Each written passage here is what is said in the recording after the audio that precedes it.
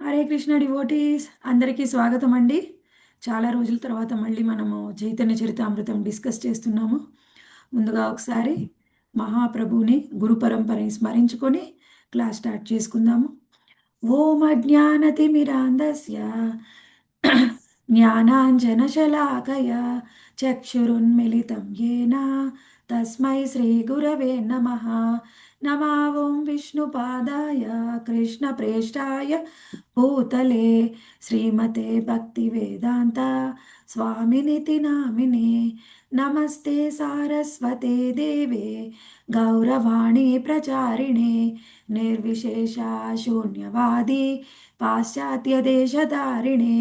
జయ శ్రీకృష్ణ చైతన్య ప్రభో నిత్యానంద శ్రీ అద్వైత గదాధర శ్రీవాసాది గౌరభక్త వృంద. హరే కృష్ణ కృష్ణ కృష్ణ హరే హరే, హరే రామ హరే రామ రామ రామ హరే హరే. శ్రీల చైతన్య చరితామృతానికి జై, శ్రీల కృష్ణరాజ కవిరాజ గోస్వామికి జై.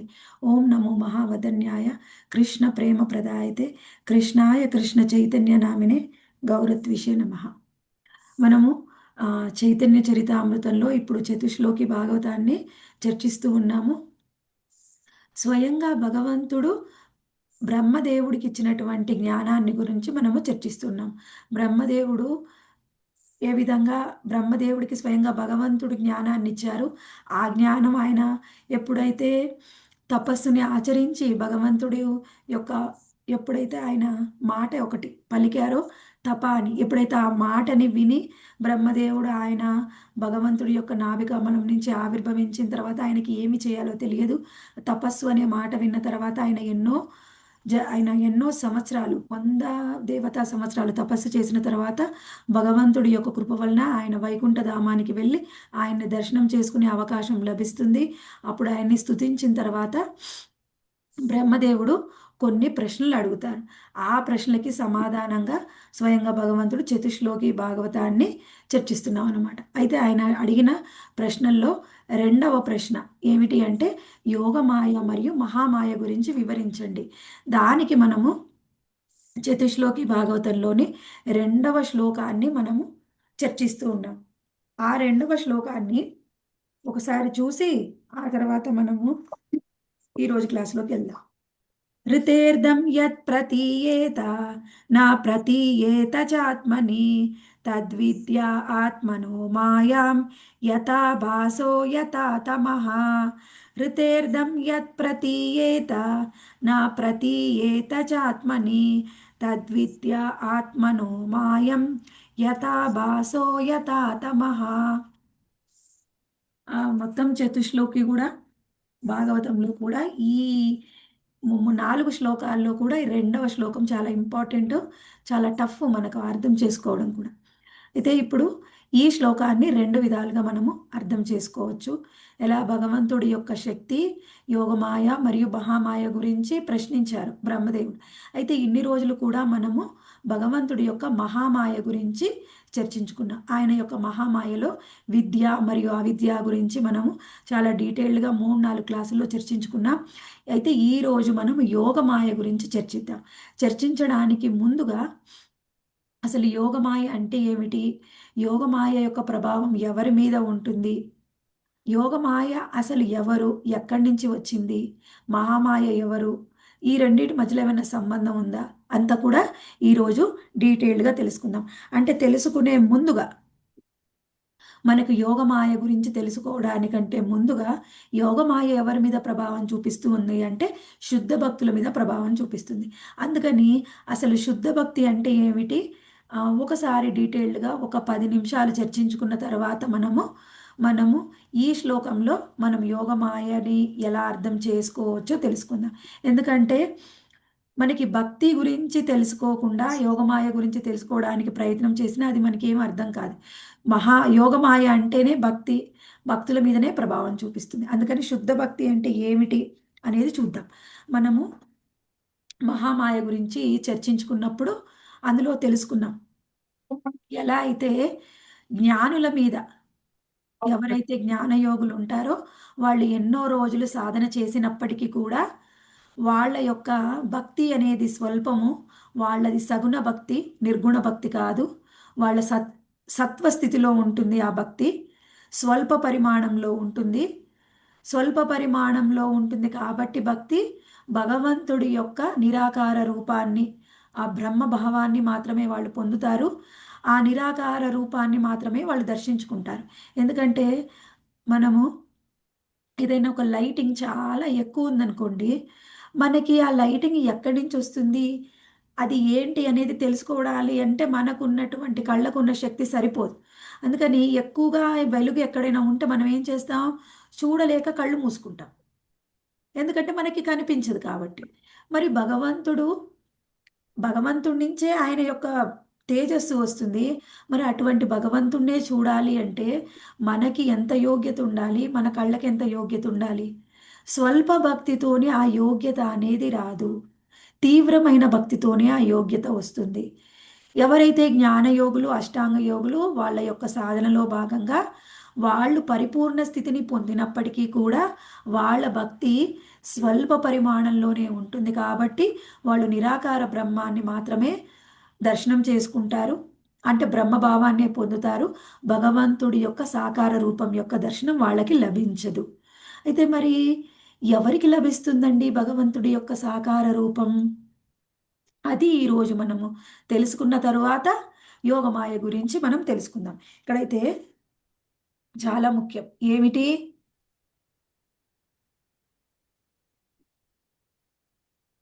అసలు శుద్ధ భక్తి అంటే ఏమిటి? అదొకటి మనం తెలుసుకోవడానికి చూద్దాం. ఇక్కడ ఏమిటంటే ముఖ్యంగా భక్తి మనము ముందు భక్తి గురించి గుంట తెలుసుకోవడానికంటే ముందుగా మనం ఎన్నోసార్లు తెలుసుకున్నాం. ఏంటి చర్చించుకున్నాం.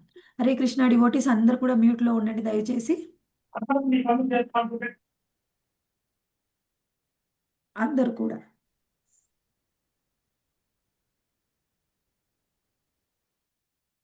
మధ్యలో ఏమైనా ప్రశ్న ఉంటే అడగవచ్చు. కానీ ఇప్పుడు మనం చూద్దాము. ఇప్పుడు ఏమిటి మనము ముందు భక్తి అంటే ఏమిటి తెలుసుకోవడానికంటే ముందుగా అసలు ఒక జీవాత్మ యొక్క పరిస్థితి ఏమిటి? ఎప్పుడు మనం చర్చించుకున్నాం. ఏంటిది జీవాత్మ అనేది ఒక స్ఫులింగం. భగవంతుడి నుంచి వచ్చినటువంటి ఒక చిన్న స్ఫులింగం. అది ఎలా అంటే అది భగవంతుడిలో ఉన్నటువంటి గుణాలు, లక్షణాలు, భగవంతుల్లో ఉన్నటువంటి గుణాలు జీవాత్మలో కూడా ఉంటాయి. కానీ భగవంతుల్లో పరిమాణ మాత్రంలో చాలా ఎక్కువగా ఉంటాయి. జీవాత్మలో చాలా తక్కువగా ఉంటాయి. అటువంటి జీవాత్మకి ఎన్ని గొప్ప లక్షణాలు ఉన్నా కానీ అది అవిద్యతోని ఆవరించబడి ఉంది. అవిద్యతోని ఆవరించి ఉండడం వలన భగవంతుణ్ణి చూడలేకపోతుంది. భగవంతుణ్ణి చూడలేకపోయినటువంటి జీవాత్మకి ఇంకా మాయ ఏం చేస్తుందంటే కొన్ని పొరలనిస్తుంది. అవేమిటి మనం చర్చించుకున్నాం. అహంకారము, చిత్త, మనసు, బుద్ధి, ఆ తర్వాత ఆ, స్థూల ఇంద్రియాలు, ఆ తర్వాత స్థూల ఇంద్రియాలని మనం చూడడానికి ఏమేమి ఉపయోగిస్తాయి? విషయేంద్రియాలు. ఇవన్నీ కూడా జీవాత్మని కప్పి ఉంచుతాయి. మహామాయ ఇచ్చేటువంటి పొరల వలన ఆల్రెడీ అవిద్య ఉంది. మహామాయ ఈ పొరలన్నిటినీ ఇచ్చింది. అందుకని భగవంతుణ్ణి మనము తెలుసుకోలేకపోతున్నాం. తెలుసుకోలేక ఎప్పటి నుంచో మనము అజ్ఞానంలోనే ఉన్నాం. అటువంటి జీవాత్మ ఇప్పుడు భగవంతుని గురించి తెలుసుకోవాలి. తెలుసుకోవాలి అంటే ఎలా తెలుసుకోవాలి? అసలు భక్తి అనేది ఎప్పుడైతే మనకి వస్తుందో భక్తి ద్వారానే భగవంతుణ్ణి తెలుసుకోగలం. మనకి భక్తి అనేది ఎలా వస్తుందండి? అసలు భక్తి మార్గంలోకి ఎలా వస్తాము మనం అంటే ఎవరో ఒక భక్తుల యొక్క కృప. ఎవరినో ఒక భక్తుల్ని కలుసుకున్నప్పుడు అది వాళ్ళు కుటుంబ సభ్యులైనా, బంధువులైనా, స్నేహితులైనా లేకపోతే మనం దారిలో వెళ్ళినప్పుడు ఎవరైనా భక్తులు కలిసినప్పుడు వాళ్ళు హరే కృష్ణ చెప్పడము, ప్రసాదం ఇవ్వడము, ఏదైనా ఒక విధంగా మనకి సుకృతి ఇస్తారు. అయితే ఈ సుకృతి అనేది ఎలా ఉంటుంది? ఆ ఇచ్చే భక్తుల యొక్క శక్తి సామర్థ్యాలను బట్టి ఆ సుకృతి అనేది ఆధారపడి ఉంటుంది. ఇప్పుడు వాళ్ళిచ్చిన సుకృతి మనకి ఎంతగా సుకృతి ఇస్తారో అంతగా మనం భక్తిలో పురోగతి చెందుతాం. అయితే ఎవరికిస్తారు? ఎవరిస్తారంటే ఏ భక్తుడైనా, ఏ భక్తుడికైనా సుకృతి ఇవ్వవచ్చు. ఆ విధంగా మనం భక్తిలోకి వస్తాము. భక్తి అనేది ఎప్పుడు కూడా తయారు చేయలేము. దాన్ని నిర్మించలేము, దాన్ని సృష్టించలేము. భక్తి అనేది భక్తుల ద్వారానే వస్తుంది. మనం ఇదొక్కటి మాత్రం తెలుసుకోవాలి, భక్తి భక్తుల ద్వారానే వస్తుంది. అందుకని మనకి ఎక్కువగా ఏం చెప్తూ ఉంటాం, మీరు భక్తి జీవితంలో పురోగతి చెందాలి అంటే భక్తుల సాంగత్యము, మళ్ళీ మనకి ఎవరైనా ఒక సీనియర్స్ యొక్క గైడెన్స్ కంపల్సరీగా అవసరం. ఎందుకంటే వాళ్ళ యొక్క కృప, మళ్ళీ లేకపోతే భక్తుల సాంగత్యము, ఎవరో ఒక శుద్ధ భక్తుల్ని సీనియర్ డివోటీస్ కలిగినప్పుడు వాళ్ళ యొక్క కృప ద్వారా మనకి భక్తి లభించవచ్చు. ఆ విధంగానే భక్తి లభిస్తుంది తప్పించి అది మనంతట మనం దాన్ని తయారు చేయలేము, సృష్టించలేము. ఇది మనము ఖచ్చితంగా తెలుసుకోవాలి. మనం అనుకోవచ్చు, "ఇది ఎవరికి లభిస్తుందండి?" ఎవరికైతే భగవంతుడి కృప లభిస్తుందో వాళ్ళకే భక్తి అనేది వస్తుంది. భగవంతుడి కృప ఎవరికి వస్తుంది చెప్పలేము. ఎవరికి ఎప్పుడైనా భగవంతుడి కృప లభించవచ్చు. అంటే నేను కొన్నిసార్లు మనకి మనసులో ప్రశ్నలు వస్తాయి. అదేంటంటే నేను ఎన్నో రోజుల నుంచి సాధన చేస్తున్నాను. ఆవిడ ఈ మధ్య వచ్చింది. ఆమె భక్తిలో పురోగతి చెందుతుంది. మరి భగవంతుడు నాకెందుకు కృప ఇవ్వలేదు? అలా భగవంతుడు నాకెందుకు ఇవ్వలేదు అని భగవంతుడిని క్వెషన్ చేయడానికి లేదు. అది ఆయన ఇష్టము. ఎవరికి ఎప్పుడు ఎందుకు ఇస్తాడో తెలియదు. మనము ఎప్పుడు కూడా ఆయన శరణాగతి పొందడము, ఆయన కృప పొందడం కోసం ప్రయత్నం చేయడమే తప్ప భగవంతుణ్ణి క్వశ్చన్ చేయడానికి లేదు. నువ్వు ఇవ్వాల్సిందే అని పట్టుబట్టడానికి లేదు. ఎవరికి ఎప్పుడైనా ఆయన ఇవ్వగలరు. అలా భక్తుల యొక్క కృప వల్లనే మనకి భక్తి అనేది లభిస్తుంది. భక్తుల యొక్క కృప, భగవంతుడి యొక్క కృప. అయితే ఇక్కడ మనం అర్థం చేసుకోవాలి, భగవంతుడు కృప ఇస్తాడు, కానీ మరి ఎవరికి ఇస్తారు? ఇది కూడా అర్థం చేసుకోవాలి. మనము కృప అంటే, భక్తి అంటే మనము స్టార్టింగ్ స్టేజ్‌లో ఉన్నప్పుడు మనందరికి కూడా భక్తి ఉంది. కొంత ఎవరో భక్తుల యొక్క కృప ద్వారా లభించింది. మనం సాధన చేస్తూ ఉన్నాం. అలా సాధన చేసినప్పుడు కొంత పురోగతి అనేది లభిస్తుంది. కానీ శుద్ధ భక్తిలోకి వెళ్ళాలి అంటే ఇది సరిపోదు. మరి శుద్ధ భక్తి సాధన చేయాలి అంటే మనకు ఉండాల్సినటువంటి క్వాలిఫికేషన్ ఏమిటి భక్తుల అంటే, సాంగత్యం. హరే కృష్ణ మాతాజీ. భక్తుల సాంగత్యం అనుకోవచ్చా? భక్తుల సాంగత్యం ఆల్రెడీ చెప్పుకున్నాం. భగవంతుని చరణాలను ఆశ్రయం పొందు. నియమాలు పాటించాలి ఫస్ట్. భగవంతుడి మీద నమ్మకం మాతాజీ. భగవంతుడి సేవ మాతాజీ. గురుసేవ మాతాజీ. గురుసేవ. ఓకే. ఇవన్నీ కూడా ఉన్నాయి కాబట్టే భక్తిలోకి వచ్చాం.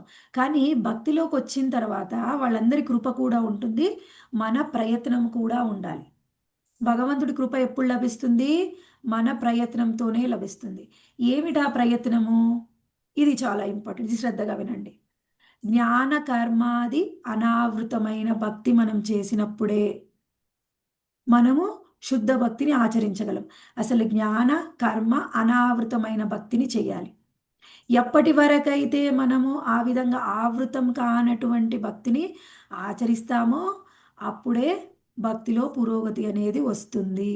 అంటే భక్తిలో పురోగతి అంటే మనము ఏ విధంగా అనుకుంటున్నాము భక్తి అంటే, అది కూడా చాలా ఇంపార్టెంట్. ఇప్పుడు నేను దేని గురించి చెప్తున్నాను అంటే శుద్ధ భక్తి గురించి చెప్తున్నాను. శుద్ధ భక్తి పొందాలి అంటే ఏం చేయాలి? పురోగతి అంటే వస్తుంది. నాకు పురోగతి వచ్చింది మాతాజీ. నేను భక్తి జీవితంలోకి వచ్చాక నాకు ఎంత బాగుందంటే, ఏ విధం కష్టం లేదు, హాయిగా ఉంది, ప్రశాంతంగా ఉంది, ఏ సమస్యలు లేవు. అది కూడా పురోగతి అనుకుంటారు. అది కూడా మనసు ప్రశాంతంగా ఉంటే భక్తిలో పురోగతి చెందడానికి అది ఒక ఆలంబన. అంటే అది కూడా సహాయం చేస్తుంది. కానీ అది శుద్ధ భక్తి అవ్వదు. శుద్ధ భక్తి అంటే ఏమిటి? జ్ఞాన కర్మాది అనావృతమైన భక్తి. కర్మ అంటే ఏమిటి? జ్ఞాన అనావృతమైన భక్తి ఏంటో ఒకసారి తెలుసుకొని ముందుకెళ్దాం. ఇప్పుడు కర్మ అంటే ఏమిటి? కర్మ వలన మనం కర్మ చేయడం వల్ల ఏమి ఆశిస్తాము? ముఖ్యంగా ఎవరైనా సరే కర్మ చేయడం వల్ల ఫలితాన్ని ఆశిస్తారు. నేను ఇది చేశాను, నాకు ఏం ఫలితం వస్తుంది? మనము సాధన చేస్తూ ఉన్నాం భక్తిని, కానీ మనసులో ఆలోచన ఉంది, నేను ఇంతకాలం నుంచి చేస్తున్నాను, నాకేం లాభం వచ్చింది? నా సమస్యలన్నీ అలానే ఉన్నాయి, నాకు ఏ ఒక్క సమస్య తీరలేదు, కుటుంబ సమస్యలంతే, ఆర్థిక సమస్యలు అంతే, అన్ని సమస్యలు అలానే ఉన్నాయి అని, నేను ఇంత చేస్తున్నా భగవంతుడు నన్ను రక్షించలే, మా పిల్లలకి కావాలని సహాయం చేయట్లేదు అని ఏ విధంగా ఒక్క చిన్న లాభం అనేది మన మనసులో వచ్చినా, ఇది కావాలి భగవంతుడు నేను ఇంత చేస్తున్నాను కాబట్టి నాకు ఇది ఇవ్వడం లేదు అని ఎవరికైనా అనిపించినట్లయితే అది కర్మతో ఆవృతమైనటువంటి భక్తి. అర్థమైందా అండి? కర్మతో ఆవృతమైనటువంటి భక్తి అంటే. నెక్స్ట్ భక్తి, ఇప్పుడు కర్మ అంటే ఎప్పుడు కూడా లాభాన్ని ఆశిస్తుంది. జ్ఞానం ఏం ఆశిస్తుంది అంటే దుఃఖాన్ని పోగొట్టుకోవాలి అని ఆశిస్తుంది. జ్ఞానయోగులు ఏం చేస్తారంటే దుఃఖాన్ని పోగొట్టుకోవడానికి ప్రయత్నం చేస్తారు. ఎందుకండి వాళ్ళు నిరాకార బ్రహ్మంలో ఐక్యం అవ్వాలి అనుకుంటారు అంటే, ఈ భౌతిక లోకంలో ఉంచినటువంటి అన్ని దుఃఖాల నుంచి కూడా బయటపడి నిరాకార బ్రహ్మంలో, ఆ బ్రహ్మభావంలో ఎప్పుడూ అనంతమైన ఆనందం లభిస్తుంది, అక్కడ ఏ విధమైన దుఃఖం ఉండదు, దుఃఖం నుంచి బయటపడడమే భక్తి అని కూడా అంటారు. అయ్యో నేను భగవద్ధామానికి వెళ్ళిపోవాలి మాతాజీ, చాలా రోజులు అవుతుంది, నేను వెళ్ళాలనుకుంటున్నాను. ఎందుకు వెళ్ళాలనుకున్నానంటే ఇంకెన్ని రోజులు ఉంటాం ఈ భౌతిక జగత్తులో, ఉండి ఉండి విసిగిపోయాను, ఇక నాకు ఇంట్రెస్ట్ లేదు. ఈ కుటుంబ సభ్యులతోని, ఈ పిల్లలతోని, వాళ్ళతోని, వీళ్ళతో నేను విసిగిపోయానండి, ఇక నాకు ఇంట్రెస్ట్ లేదు, అందుకని నేను భగవద్ధామానికి వెళ్ళిపోతాను. ఈ ఆలోచన అనేది జ్ఞాన ఆవృతమైనటువంటి భక్తి. ఏ విధమైన దుఃఖాన్ని కూడా పోగొట్టుకోవాలని ప్రయత్నం చేస్తే అది ఏమిటిది? జ్ఞానంతోని ఆవృతమైన భక్తి. ఇక్కడ ఇంకొకటి అర్థం చేసుకోవాలి. ఏమిటి? కొంతమంది ఎక్కువగా మనం చెప్తూ ఉంటాం, లాస్ట్ వీక్ అన్నారు, అందరు ఏమన్నారు? ఆరోగ్యం ఉంటేనే కదా మాతాజీ మనము భక్తి బాగా చెయ్యగలం, సాధన బాగా చేయగలం, ఆరోగ్యం బాగాలేకపోతే ఎలా చేస్తామన్నారు. చాలామందికి ఈ ప్రశ్న ఉంటుంది, ఆరోగ్యం వల్లనే మనం చెయ్యగలమని. ఆరోగ్యం ఉంటేనే నేను చెయ్యగలను అనేది మన భావన, కానీ ఆరోగ్యానికి భక్తికి సంబంధం లేదు. మనం అలా ఉన్నామంటే మనం ఆ స్థాయిలో ఉన్నాం కాబట్టి అలా ఆలోచిస్తున్నాం. ఒకవేళ ఆరోగ్యానికి భక్తికి సంబంధం ఉన్నట్లయితే గురు మహారాజు ప్రతి క్షణము నామజపం చేసేవారు కాదు. మనకు కొంచెం ఆరోగ్యం బాగాలేకపోతే రోజు చేసే 16 మాలలు కాదు, ఒక నామం కూడా బాగా చాలా సివియర్ హెల్త్ ఇష్యూ వచ్చిందనుకోండి, నోట్లోంచి నామం బయటకు వస్తుందా? రాదు. ఎలాంటి సిచ్యువేషన్లో అయినా నేను నామజపం చెయ్యగలను అన్న వాళ్ళు ఎవరైనా ఉన్నారా? లేదు, చేయలేం మేడం. ఒంట్లో బాగుంటేనే కొంచెం చేయగలుగుతున్నాం, బాగోకపోతే చేయకూడదు. ఎవరైనా ఉన్నారా? ఇంకెవరికైనా అలా అనిపిస్తుంది? ఒకవేళ ఉంటే చెప్పొచ్చు మాతాజీ. కొంచెం బాగున్నప్పుడే భగవంతుడు ఎక్కువ బాగోకపోతే గుర్తొస్తాడు మాతాజీ. మాక్సిమం ట్రై బాగున్నప్పుడే ఇంకా ఏం పని ఉండదు కాబట్టి భగవంతుడు ఎక్కువ గుర్తొస్తాడు, ఎక్కువ జపం కూడా చేయగలుగుతాం. ఓకే, గంగా మాతాజీ. మాతాజీ, ఆరోగ్యంతో సంబంధం లేకుండా అనారోగ్యంతో సంబంధం లేకుండానే ఉంటుంది మాతాజీ. ఎందుకంటే మనం దాని మీద మనసు పెట్టే కొద్దీ మనకి అనారోగ్యం వచ్చింది అన్న భావం ఉంటుంది. అది దాన్ని పక్కన పెట్టామంటే మనం హ్యాపీగా చేసుకోవచ్చు మాతాజీ, నా అభిప్రాయం. నేనైతే అలా చేసుకుంటున్నాను మాతాజీ. ఓకే, అది ఒక లెవెల్ వరకు మనం చేయగలం మాతాజీ, కానీ అది విపరీతంగా అయిపోయింది అనుకోండి, ఒక కొంత లెవెల్ వరకు, ఇప్పుడు మనకు వచ్చే అనారోగ్యాల వరకు అయితే మనం చేయొచ్చు. కానీ ఇంకా సివియర్గా అయ్యాయి అనుకోండి, ఇప్పుడు గురు మహారాజ్ స్థాయి అయితే మనం అసలు చర్చించడానికి లేదు. బాగా సివియర్ పెయిన్స్, యాక్సిడెంట్స్, అది ఇంకా ఆ సివియర్ స్థాయి వేరు మాతాజీ, ఆయన అలా స్థాయి వస్తే మనము చేయలేము. గురు మహారాజ్ స్థాయి అసలు మాట్లాడడానికి లేదు. లేదు. కొంచెం కొంచెం సివియర్గా వస్తే మనం చేయలేము. ఏదైనా ఫీవరు, కోల్డ్, కాఫ్ అలాంటివి చేయగలం. అంటే ఇక్కడ మనము చేయగలమా లేదా అని పక్కకు పెడితే, ఆరోగ్యం బాగుంటే ఇంకా ఎక్కువ చేయగలను అనే భావం మనకు ఉంటుంది. అది ఇదేమిటి అంటే భక్తి అనేది దుఃఖం దూరం అయితే నేను భక్తి చెయ్యగలను, సాధన చెయ్యగలను అనే భావం కూడా జ్ఞాన అనావృతమైన భక్తి. ఎప్పుడు కూడా ఆ విధంగా ఆలోచించకూడదు. ఈ రెండిటితో కూడా ఎప్పుడూ ఈ రెండిటితో కూడా ఆలోచించకుండా, వీటిపై ఆపేక్ష లేకుండా నిష్కామ భావంతో, నిష్కామ అంటే ఏ విధమైన పని చేసిన తర్వాత ఫలితాన్ని ఏ ఫలితాన్ని ఆశించకుండా ఉండేటటువంటి స్థితిలో భగవంతుడి యొక్క చరణ కమలాలపై మనసుని సంలగ్నం చేసి చేసేటటువంటి, ఆయన ఆశ్రయాన్ని పొంది చేసేటటువంటి భక్తి. ఆ భక్తి కూడా ఎలా ఉండాలి? భక్తికి డెఫినేషన్ మనం ఇష్టమైనట్టు మనం ఇవ్వకూడదు. భక్తికి డెఫినేషన్ ఏమిటి అంటే శ్రవణ రూపాది భక్తి. శ్రవణ రూపాది భక్తి అంటే శ్రవణం, కీర్తనం, నవవిధ భక్తులు. నవవిధ భక్తి మార్గాలని మాత్రమే ఆచరించాలి.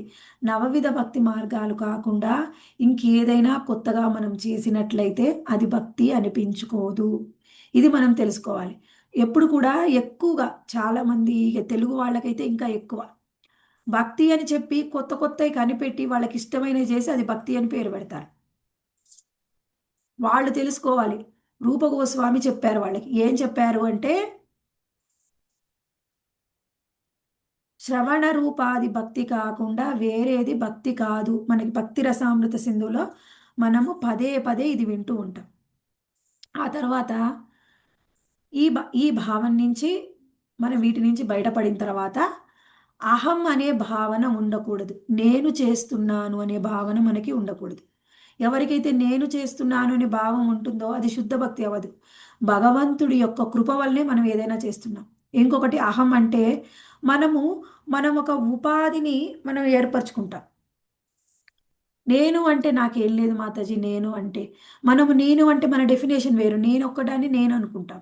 అలా కాదు. నేను అంటే నా కుటుంబ సభ్యులు, నా పిల్లలు, నాకు సంబంధించినవన్నీ నేను అనుకొని వాళ్ళ కోసము, వాళ్ళ యొక్క ఇన్ఫ్లుయెన్స్ వల్ల, వాళ్ళ మీద ఎక్కువ ప్రేమతోని, వాళ్ళని వేరుగా బయట వ్యక్తుల్ని వేరుగా చూస్తూ వాళ్ళ మీద ఎక్కువ ఆపేక్ష పెంచుకొని ఆ విధంగా అహం అనే భావన ఉన్నప్పటికీ కూడా భక్తిలో పురోగతి చెందలేము.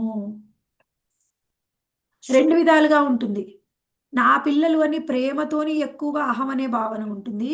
వాళ్ళు ఏదైనా తప్పు చేస్తే కూడా కోపంతో కూడా నా పిల్లలు తప్పు చేశారు, ఇలా చేస్తుందా, ఇలా చేస్తాడా. కొంచెం పెద్ద వయసు ఉన్న వాళ్ళకి అంతే కదండి. పిల్లలు పెద్దయి పెళ్ళిళ్ళు అయిన వాళ్ళకి అప్పటి వరకు ఉన్న ప్రేమ అనేది కూడా పోయి కోపంగా మారుతుంది తల్లిదండ్రులకి పిల్లల మీద, ముఖ్యంగా కొడుకుల మీద. అదే పద్ధతి మాతాజీ. అదేమిటి, అది వాళ్ళకి ఒక విధంగా తల్లిదండ్రులకు కోపం ఎందుకు, అహం అనే భావం. నా కూతురు ఇలా చేస్తుందని నేను చెప్పింది వినకుండా, అది అహమే.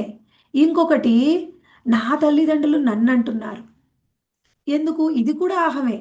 ఈ అహం అనే భావన నుంచి మనం బయటపడాలి.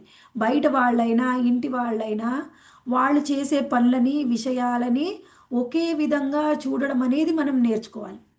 వాళ్ళలో వేరు భావన అనేది మనకు రాకూడదు. అలా వాళ్ళు శుద్ధ భక్తుల స్థాయిలో ఉన్నవాళ్ళు అలా ఉంటారు. ఇది మనం తెలుసుకోవాలి. అందరం అలా స్థాయిలో ఉన్నాం కానీ కాదు, శుద్ధ భక్తి స్థాయిలో ఉన్న వాళ్ళు అలా ఉంటారు.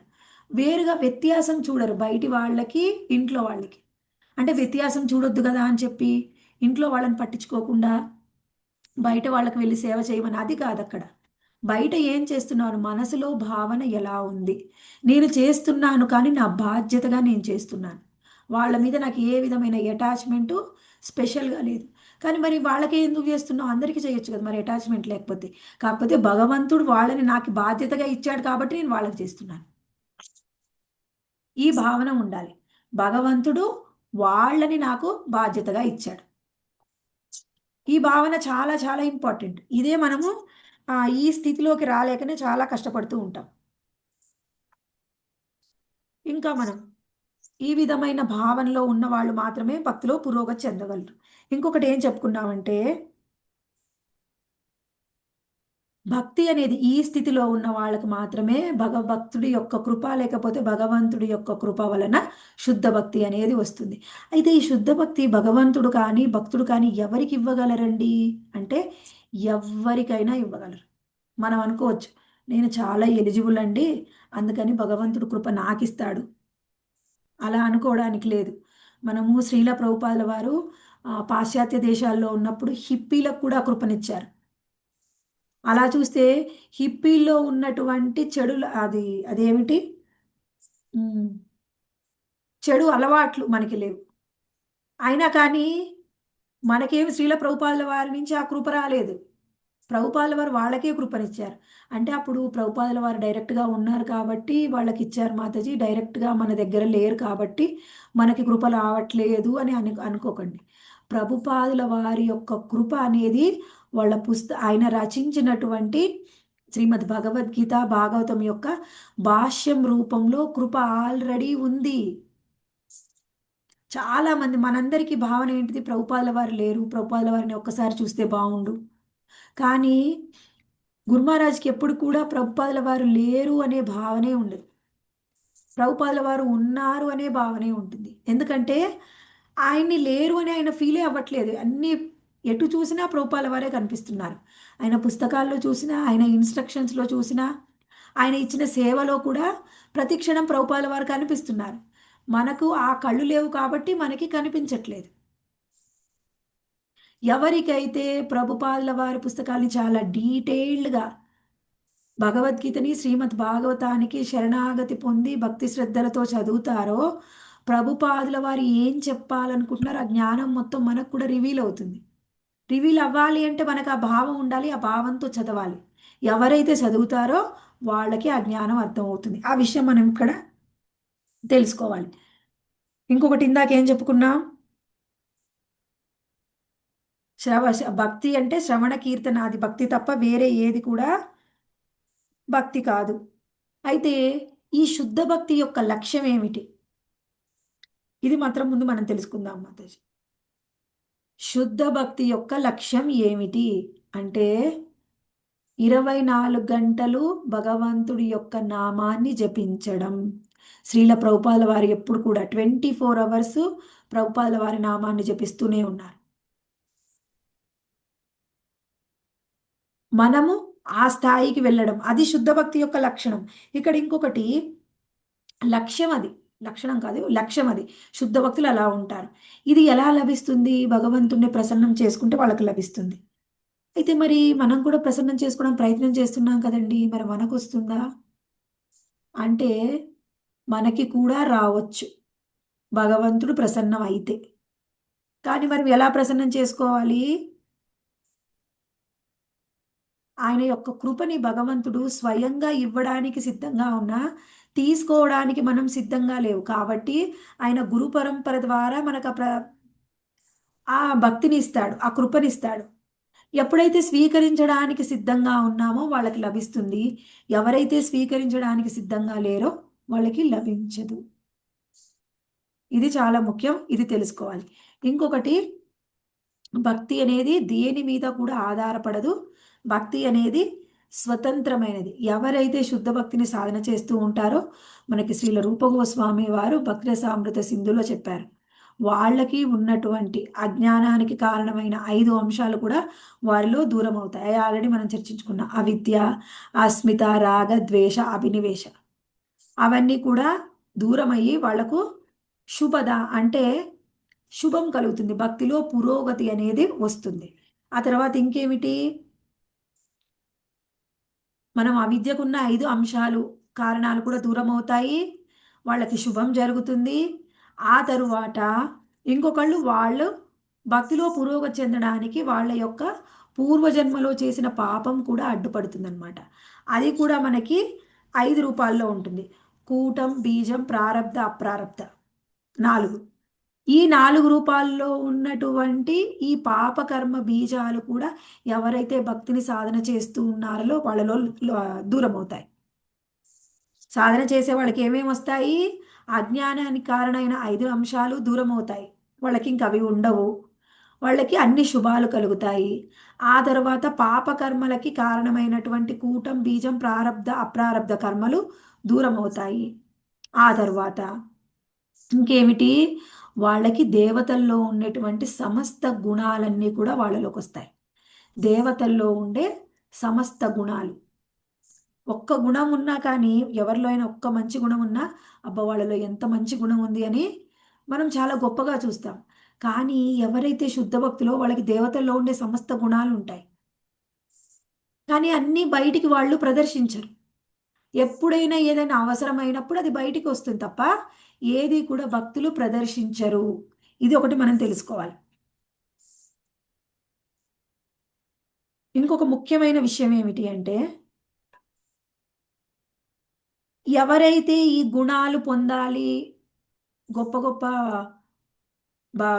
దేవతల్లో ఉండే సమస్త గుణాలు పొందాలి అని ప్రయత్నం చేస్తూ ఉంటారు, భక్తులు అలా ప్రయత్నం చేయవలసిన అవసరం ఏమీ లేదు. ఆటోమేటిక్గా వాళ్ళకి ఆ లక్షణాలు వచ్చేస్తాయి. ఆటోమేటిక్గా లక్షణాలు వస్తాయి. ఇది ఒకటి చాలా ఇంపార్టెంట్. ఎవరికైతే ప్రబల భక్తి ఉంటుందో, ఎలా అంటే మనం ఇది ఒకటి తెలుసుకోవాలి. రూపగోస్వామి వారు ఏం చెప్పారంటే మనకు భాగవతంలో చెప్పారు, అకామ సర్వకామోవ మోక్షకామ ఉదారది తీవ్రేణ భక్తి యోగేన యజేత పురుషం పరం. అకామ అంటే నీకేం కోరికలు లేకపోయినా, సర్వకామ అన్ని కోరికలు ఉన్నా, మోక్షకామ నీకు మోక్షం కావాలని ఉన్నా, అంటే నువ్వు ఏం కావాలని కోరుకుంటున్నావో సంబంధం లేదు, ఏం కావాలన్నా సరే నువ్వు తీవ్రమైన భక్తిని చెయ్యాలి. తీవ్రేణ భక్తి యోగేన, ఇది మాత్రం మన మైండ్లో అండర్లైన్ చేసుకోవాలి. తీవ్రమైన భక్తి చేసిన వాళ్ళకే భగవంతుడి కృప లభిస్తుంది. తీవ్రమైన భక్తి చేయకుండా పైన భక్తి చేస్తే వాళ్ళకు వచ్చే ఫలితం కూడా ఆ విధంగానే ఉంటుంది. ఎవరికి? లేజీ ఫెలోస్, సోమరులకి ఎప్పటికీ భక్తి అనేది వాళ్ళు పైనే, వాళ్ళు ఎప్పటికీ శుద్ధ భక్తులు కాలేరు.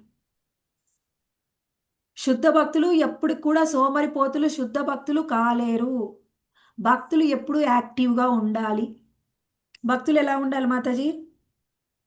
యాక్టివ్గా ఉండాలి. ఇప్పుడు యాక్టివ్గా ఉండాలి. యాక్టివ్గా ఓకే, ఇది అందరూ ఒప్పుకుంటారేం లేవన్నా డౌట్ ఉందా? ఒప్పుకుంటాం మాతాజీ. Very good. ఒప్పుకుంటాం మాతాజీ. యాక్టివ్గా లేకపోతే సేవ చేయలేము. ఆ విధంగా ఎప్పుడైతే తీవ్రమైన భక్తిని చేస్తామో అప్పుడు మాత్రం ఏం జరుగుతుంది? మనం ఇందాక ఏం చెప్పుకున్నాం? ఎవరైతే జ్ఞానయోగులు భగవంతుని దర్శనం చేసుకోవడానికి వాళ్ళు సాధన చేసినా, వాళ్ళు పరిపూర్ణ దశకు వచ్చినప్పటికీ కూడా వాళ్ళ భక్తి స్వల్ప పరిమాణంలో ఉంటుంది. కాబట్టి ఇంకోటి స్వల్ప పరిమాణంలో ఉంటుంది, సగుణ భక్తి అంటే సత్వగుణ స్థితిలోనే ఉంటుంది. అది శుద్ధ సత్వగుణ స్థితిలోకి ఇంకా వెళ్ళలేదు, సత్వగుణ స్థితిలో ఉంటుంది. అందుకని అది సగుణ భక్తి. ఇంకొకటి స్వల్ప పరిమాణంలో ఉంటుంది కాబట్టి వాళ్ళు నిరాకార బ్రహ్మాన్ని మాత్రమే దర్శనం చేసుకుంటారు. కానీ వీళ్ళు తీవ్ర భక్తి చేస్తున్నారు, నిర్గుణ భక్తి, వాళ్ళలో ఏ విధమైనటువంటి ఇంకా గుణాలు లేవు. అప్పుడు మాత్రము వాళ్ళకి భగవంతుడి యొక్క ప్రబలమైన ఆ తేజస్సు వెనుక ఉన్నటువంటి భగవంతుడి యొక్క సాకార రూపాన్ని వాళ్ళు దర్శనం చేసుకోగలరు. సాకార రూపం అంటే ఎలా ఉంటుంది? ఒక ద్విభుజ రూపంలో శ్రీకృష్ణ భగవాన్ని దర్శనం చేసుకోవాలి అంటే ఆయన యొక్క ప్రతి ఒక్క అంగాన్ని కూడా చాలా స్పష్టంగా దర్శించగలరు. ప్రతి ఒక్క అంగాన్ని కూడా చాలా స్పష్టంగా దర్శించగలరు. ఎవరికి? శుద్ధ భక్తి, ఇప్పుడు ఇటు ఉన్నట్టు చెప్పుకున్నటువంటి అన్ని లక్షణాలు పొందిన వాళ్ళకి. ఇంకొకటి, సరే నేను భక్తిలో పురోగతి చెందుతున్నాను, భగవంతుడి దర్శనం కూడా నాకు లభించింది, లభించిన తరువాత అపరాధాలు చెయ్యకూడదు. అపరాధాలు చేశామంటే, అసలు నేను వచ్చాను భక్తిలోకి, ఎంత మంచి భక్తురాలయ్యాను, ఎన్నో ఏళ్ల నుంచి చేస్తున్నారు వీళ్ళందరూ, వీళ్ళకి ఏమీ రాలేదే, నాకు భగవంతుడి దర్శనం కూడా అయింది. ఎవరికైనా అయిందా ఇక్కడ? లేదు.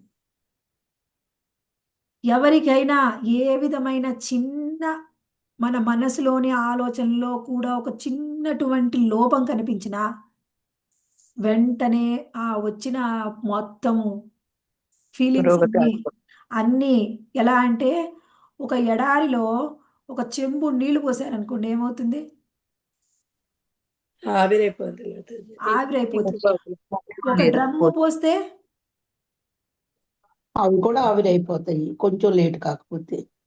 ఒక ట్యాంకర్ పోసినా ఇంకా అంతే అవి మాతాజీ. ఆవిరైపోతాయి. ఎడారిలో ఎన్ని ఎన్నైనా పోసినా పోయండి, ఆవిరైపోవడమే. మన భక్తి కూడా అంతే, ఆల్రెడీ వస్తుంది. మన అపరాధాలనే ఎడారిలో పోసామనుకోండి, మొత్తం ఆవిరైపోద్ది. ఎవరైతే డైరెక్ట్గా భక్తుల యొక్క సాంగత్యంలో ఉంటారో, లైవ్లో టెంపుల్లో కానీ సెంటర్లో కానీ, వాళ్ళు చాలా జాగ్రత్తగా ఉండాలి. మీరందరూ అదృష్టవంతులు, ఎందుకంటే ఆన్లైన్ సాంగత్యమే, ఆఫ్లైన్ సాంగత్యం లేదు. ఎవరెవరు ఎక్కడెక్కడో ఉండి మీ సాధన చేసుకుంటున్నారు. అందుకని అపరాధాలు చేసే అవకాశం చాలా తక్కువ. భక్తుల సాంగత్యం దగ్గరగా ఉన్నప్పుడు భక్తులకి చాలా చాలా జాగ్రత్తగా ఉండాలి. ఎంతో కష్టపడి పెంచిన ఒక పూల తోటని ఒక పిచ్చి ఏనుగు వచ్చి తొక్కితే ఏమవుతుంది? ఎంత బాధేస్తుంది. బాధేస్తుంది, చాలా మొత్తం బాధ. పాడైపోతుంది మాతాజీ. అలాంటి పరిస్థితి అయిపోతుంది మనది. అందుకని ఎప్పుడు కూడా అపరాధాలు చెయ్యకూడదు. ఇంకొక విషయం, భక్తులతోటే సాంగత్యం, మళ్ళీ భక్తులతోటే అపరాధాలు చేసే అవకాశాలు కూడా ఉంటాయి. హా, ఎందుకు అంటే భక్తి అనేది చేతన కలిగి ఉంటుంది. భక్తి అనేది భక్తిదేవి. భక్తికి స్వయంగా ఒక రూపం ఉంది. ఆమె భక్తిదేవి, ఆమెకి చైతన్యం ఉంది. మనలోని ప్రతి ఒక్క భావాన్ని కూడా గమనిస్తుంది, దానికి తగ్గట్టే ప్రతిస్పందిస్తుంది. ఓ, జడ పదార్థం కాదు భక్తి. ఎంతో చైతన్యాన్ని కలిగి ఉంటుంది భక్తిదేవి. అందుకని ఎప్పుడు కూడా మనము అలర్ట్గా ఉండాలి. అపరాధాలు చేయకూడదు, యాక్టివ్గా ఉండాలి. ఇంకొకటి, ఎప్పుడైతే శుద్ధ భక్తుల యొక్క సాంగత్యంలో ఉంటే, మనము శుద్ధ భక్తుల సాంగత్యంలో భక్తి సాధన చేస్తూ పురోగతి చెందుతూ ఉంటే, అపరాధాలు చేయకుండా భక్తి మహారాణి ప్రసన్నమవుతుంది. భక్తి మహారాణి ప్రసన్నమవుతే ఏం జరుగుతుంది? అప్పుడు భగవంతుణ్ణి ఆకర్షిస్తుంది. మనలో ఉన్నటువంటి భక్తి భగవంతుణ్ణి ఆకర్షిస్తుంది. భగవంతుడు ఎక్కడ ఉన్నా కానీ భగవంతుని లాక్కొస్తుంది. ఇదొకటి చాలా ఇంపార్టెంట్ అండి. భక్తి అనేది నేను ఇంతకుముందు కూడా చాలాసార్లు చెప్పాను, ఇప్పుడు కూడా మళ్ళీ చెప్తున్నాను. మనము భగవంతుణ్ణి ఆకర్షించాలి అంటే చాలా గొప్పగా సాధన చేసి, చాలా బాగా సాధన చేసి, పర్ఫెక్ట్గా పరిపూర్ణంగా చేస్తే భగవంతుడు ప్రసన్నం అవుతాడు అని అనుకోవద్దు. ఎప్పటికీ పర్ఫెక్ట్గా భగవంతుణ్ణి ప్రసన్నం చేసుకునేంత శుద్ధ భక్తి చేయడం అనేది మనలాంటి బద్ధజీవులకు అసలు సాధ్యమే కాదు. కానీ మరి ఎలా వస్తుంది మాతాజీ కృప భగవంతుడిది అంటే, మనం సాధన చేస్తూ చేస్తూ చేస్తూ చేస్తూ ఉంటే, అయ్యో పాపం ఎంతో శ్రద్ధగా సాధన చేస్తూ ఉంది అని మన మీద కృప లభిస్తుంది. అర్థమైందా? చాలా శుద్ధనామాన్ని జపిస్తున్నామని మన మీద కృప రాదు, శుద్ధనామాన్ని జపించడానికి ప్రయత్నం చేస్తున్నాము అని వస్తుంది. ఓకే. అర్థమైందా మాతాజీ? Yes, చాలా మంది yes, ఎక్కువగా ఇదే చెప్తూ ఉంటారు, మాతాజీ నా మనసు అటు ఇటు వెళ్తుంది, ఎందుకు చేసేం లాభం, చేయడం నేను ఆపేసేనా కొన్ని రోజులు. అసలు అలా మనసులు ఇలా ఉన్నప్పుడు చేసేం లాభం మాతాజీ, నేను 4 మాలలే చేస్తాను, 16 ఎందుకు? చాలా మంది ఈ మధ్య నన్ను అదే ప్రశ్న అడుగుతున్నారు. మనసు అటు ఇటు వెళ్తే చేసి ఏం లాభం మాతాజీ? మనం ఎప్పటికీ శుద్ధ భక్తిని చెయ్యాలి అంటే చాలా కష్టం. అది మనం స్టార్ట్ చెయ్యంగానే శుద్ధ నామాన్ని జపించాలి అంటే ఇంకా ఇంకా కష్టం. అందుకని సాధన ఎలా అయినా సరే చేస్తూ చేస్తూ చేస్తూ, ఉదయం లేస్తే నాకు నిద్ర వస్తుంది మాతాజీ, నిద్ర వచ్చినా ప్రయత్నం చెయ్యి. నేను ఇప్పటికీ ప్రయత్నం చేస్తున్నాను. వచ్చినా రాకపోయినా ఏం చేసినా ప్రయత్నం ప్రయత్నం ప్రయత్నం ప్రయత్నం చేస్తూ ఉంటే భగవంతుడు ప్రసన్నం అవుతాడు. మనం ఏదో గొప్పగా చేసామని కాదు.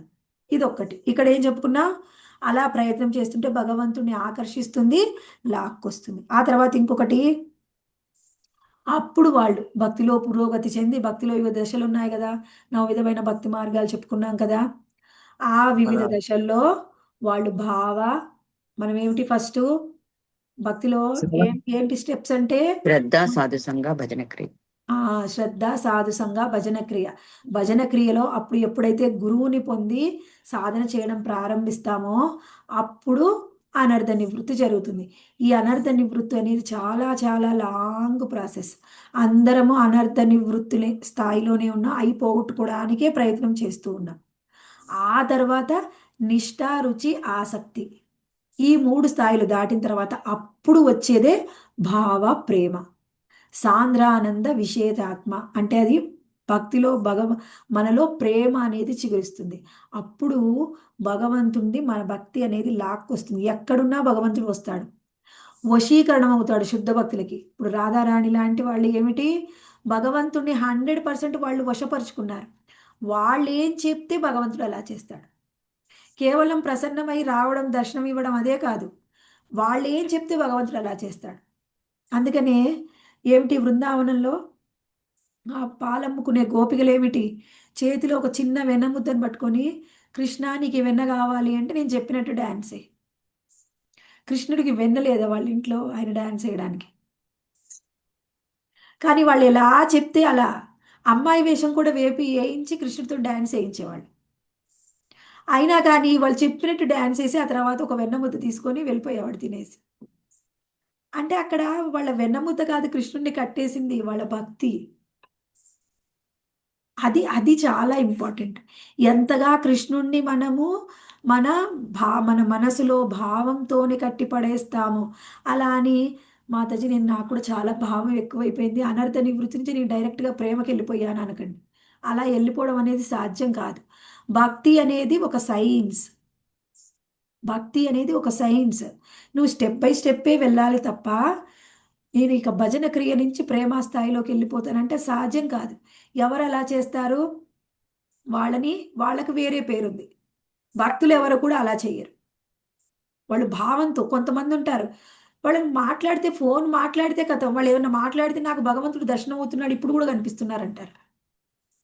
భగవంతుడి యొక్క విశ్వరూపం మాతాజీ సహజీయాలు సహజీయాలు. సహజీయాలు. నాకు ఒకసారి ఒక మాతాజీ చెప్పింది, నేను విశ్వరూపం చూస్తున్నాను మాతాజీ, చూసుకుంటే జపం చేస్తున్నాను అన్నది. అసలు నాకు ఆశ్చర్యం, అమ్మో విశ్వరూపం ఎలా కనిపిస్తుంది, ఎలా జపం చేస్తారు వీళ్ళు, అంత స్థాయిలో అసలు ఉంటారా? నా మైండ్ ఒకసారి బ్లాంక్ అయిందనమాట అప్పట్లో. అయిపోయి ఏంటి మనలో ఉన్న లోపం, వాళ్ళలో ఉన్న గొప్పతనం ఏమిటి, అప్పుడు భగవంతుడు విశ్వరూపం చూపిస్తున్నాడా వాళ్ళకి? అంటే ఏమిటంటే అది సహజీయ లక్షణం అనమాట. ఎప్పటికీ అలా జరగదు, ఎప్పటికీ అలా జరగదు. ఎవ్వరు అలా చెప్పినా అది 100% వాళ్ళు ఏదో ఒక భ్రమలో ఉన్నారనమాట.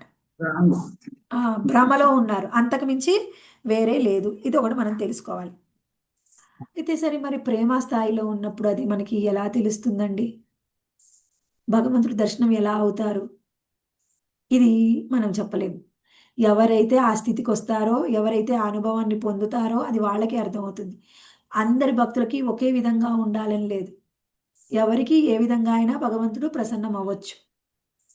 అది మనకి అర్థం అవుతుందా అండి అంటే అర్థం అవుతుంది. ఆ స్థాయిలోకి వచ్చిన వాళ్ళకి, ప్రేమ స్థాయికి వచ్చిన వాళ్ళకి అర్థం అవుతుంది. భగవంతుడు అర్థం చేసుకునేటటువంటి శక్తినిస్తాడు. దదామి బుద్ధి యోగంతం. మనకి ఎప్పుడు భక్తిలో ఎంత బుద్ధి కావాలి, ఎంత జ్ఞానం కావాలి అంత ఆయన ఆటోమేటిక్గా ఇస్తాడు. నాకు తెలుస్తుందో లేదో మాతాజీ, ఒకవేళ నా భక్తిలో ప్రసన్నమై కృష్ణుడు మా ఇంటికి వస్తే నాకు అర్థం అవుతుందో లేదో, అంత టెన్షన్ అక్కర్లే. మనకి ఒకవేళ నిజంగా ఆ స్థాయికి వస్తే అర్థం అవుతుంది. ఇది ఒకటి మనం తెలుసుకుందాం. ఇంకొకటి ఏం చెప్పుకున్నాం ఇందాక, ఇప్పుడు భక్తి అనేది మనము నిర్గుణమయి అని చెప్పుకున్నాం. బ్రహ్మానుభవం అది సగుణమయి అని చెప్పుకున్నాం. ఇక్కడ ఇంకొకటి ఏం చెప్పుకున్నామంటే, ఇప్పుడు ఇంకా ఇంకా ఎక్కువ మీకు చెప్పినా కానీ అది కన్ఫ్యూజ్ అవుతారు. ఇప్పుడు మాత్రం మనం ఈ శ్లోకానికి ఎంతవరకు అదే చెప్పుకుందాం. ఈ రోజు ఇంటర్ప్రిటేషన్ ఏంటి అది చూద్దాం. అయితే భక్తి మహారాణి ఏమిటి అంటే, స్వయంగా ఆమె వ్యక్తి రూపం ఎవరి మీద, దేని మీద ఆధారపడి ఉండదు. ఇప్పుడు జ్ఞానయోగమైన, కర్మయోగమైన, అష్టాంగ యోగమైన భక్తి యోగం మీదనే ఆధారపడి ఉంటుంది. ఎవరు కూడా ఇదొకటి తెలుసుకోవాలి. ఎవ్వరు ఈ జ్ఞానయోగులైనా, కర్మయోగులైనా, అష్టాంగ యోగులైనా భక్తి యొక్క సహాయం లేకుండా వాళ్ళ పురోగతి అనేది ఉండదు.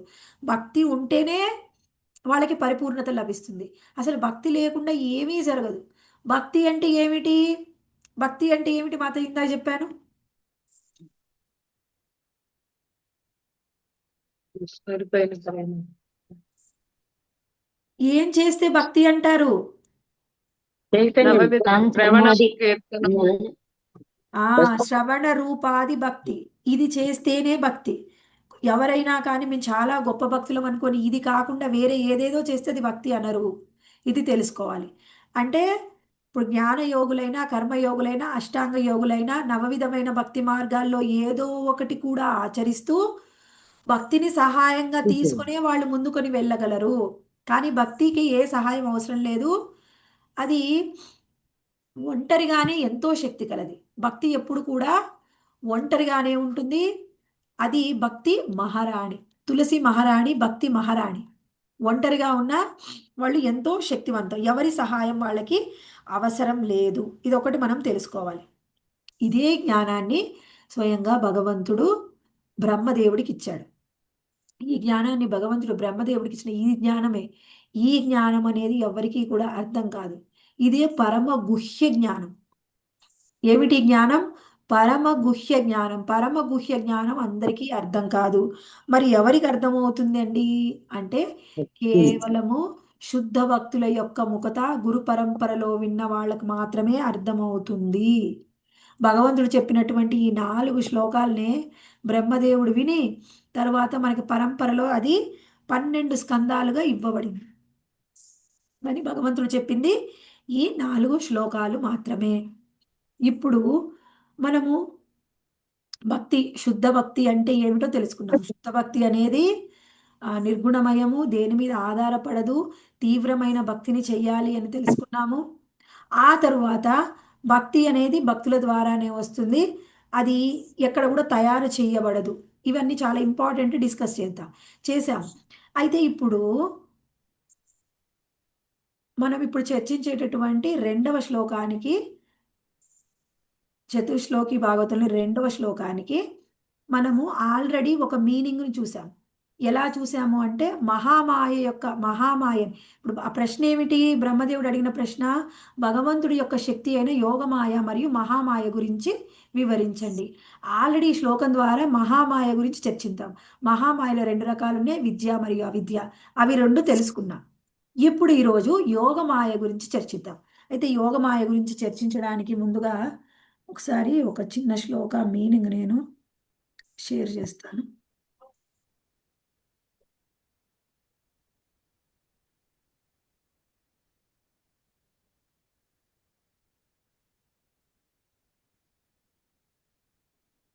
హరే కృష్ణ, అందరికి కనిపిస్తుందా అండి? కనిపిస్తుంది మాతాజీ. కనిపిస్తుంది మాతాజీ. కనిపిస్తుంది. పోయిందా? ఇప్పుడు కనిపించట్లేదు కదా? కనిపిస్తుంది మాతాజీ. కనిపిస్తుందండి. కనిపిస్తుందా? Okay okay.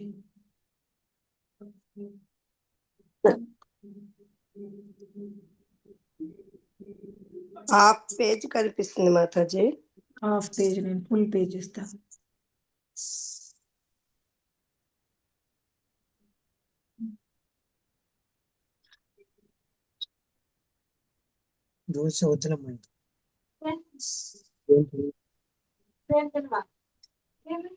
అర్థమవుతుందా అండి అందరికి?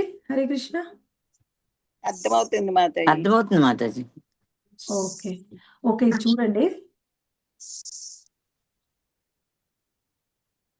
ఇప్పుడు పెద్దగా కనిపిస్తుందా? అలాగే ఉంది మాతాజీ. అలానే ఉంది మాతాజీ. కనిపిస్తున్నాయండి, రెడ్ కలర్ లో సరిగ్గా చేసుకుంటే పెద్దగా కనిపిస్తుంది మాతాజీ. జూమ్ చేయండి. జూమ్ చేస్తే కనిపిస్తుంది మాతాజీ. మీరు జూమ్ చేసుకోండి మాతాజీ. హాఫ్ పేజ్ జూమ్ చేస్తే వస్తుంది. చేసుకుంటే వస్తుంది. జూమ్ చేస్తే వస్తుంది కదా. జూమ్ ఇప్పుడు చేసుకునే హాఫ్ పేజీ వరకే వస్తుంది మాతాజీ. అన్ని లెటర్స్ కనబడుతున్నాయి కదా.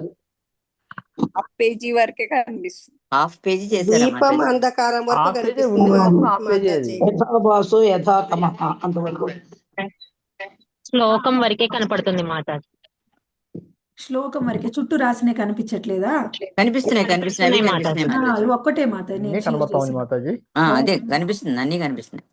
Okay okay. శ్లోకం ఏమిటి? ఋతేర్థం యత్ ప్రతీయేత నా ప్రతీయేత చాత్మని తద్విద్య. మాతాజీ హరే కృష్ణ, అందరూ మ్యూట్ లో ఉండండి దయచేసి. మ్యూట్ లో ఉండాలి. ఋతేర్థం యత్ ప్రతీయేత నా ప్రతీయేత చాత్మని తద్విద్య ఆత్మనో మాయాం యథా భాసో యథా తమః. ఇక్కడ ఏమంటున్నారంటే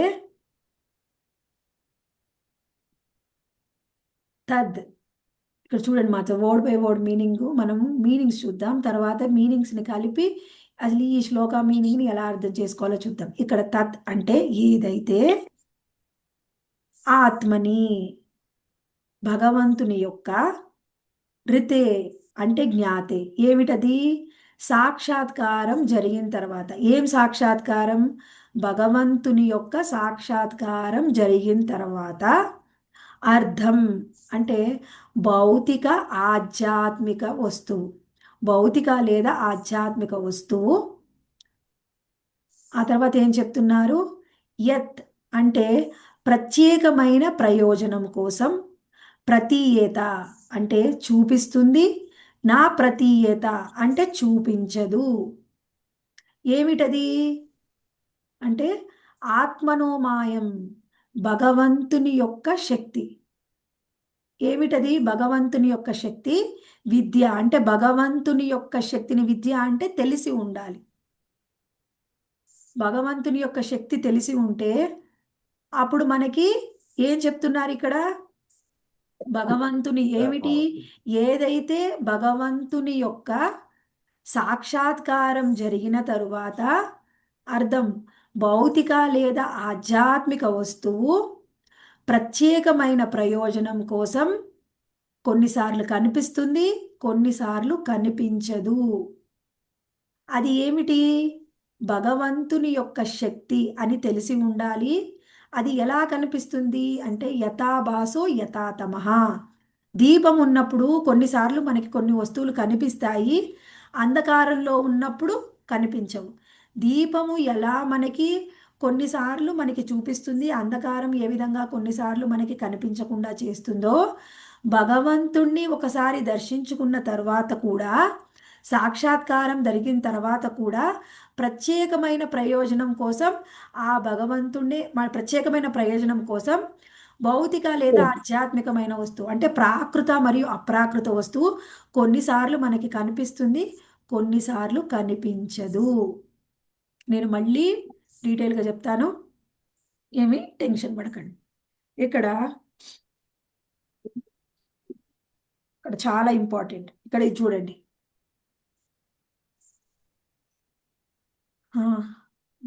ముందు ఇది తెలుసుకోవాలి. ఇది ఎవరికి సంబంధించిన శ్లోకము? మనకి ఏం చెప్తుంది? ఇది ఎవరికి అంటే ఆల్రెడీ భగవంతుడి యొక్క దర్శనం పొందిన వాళ్ళకి. ఎవరికి?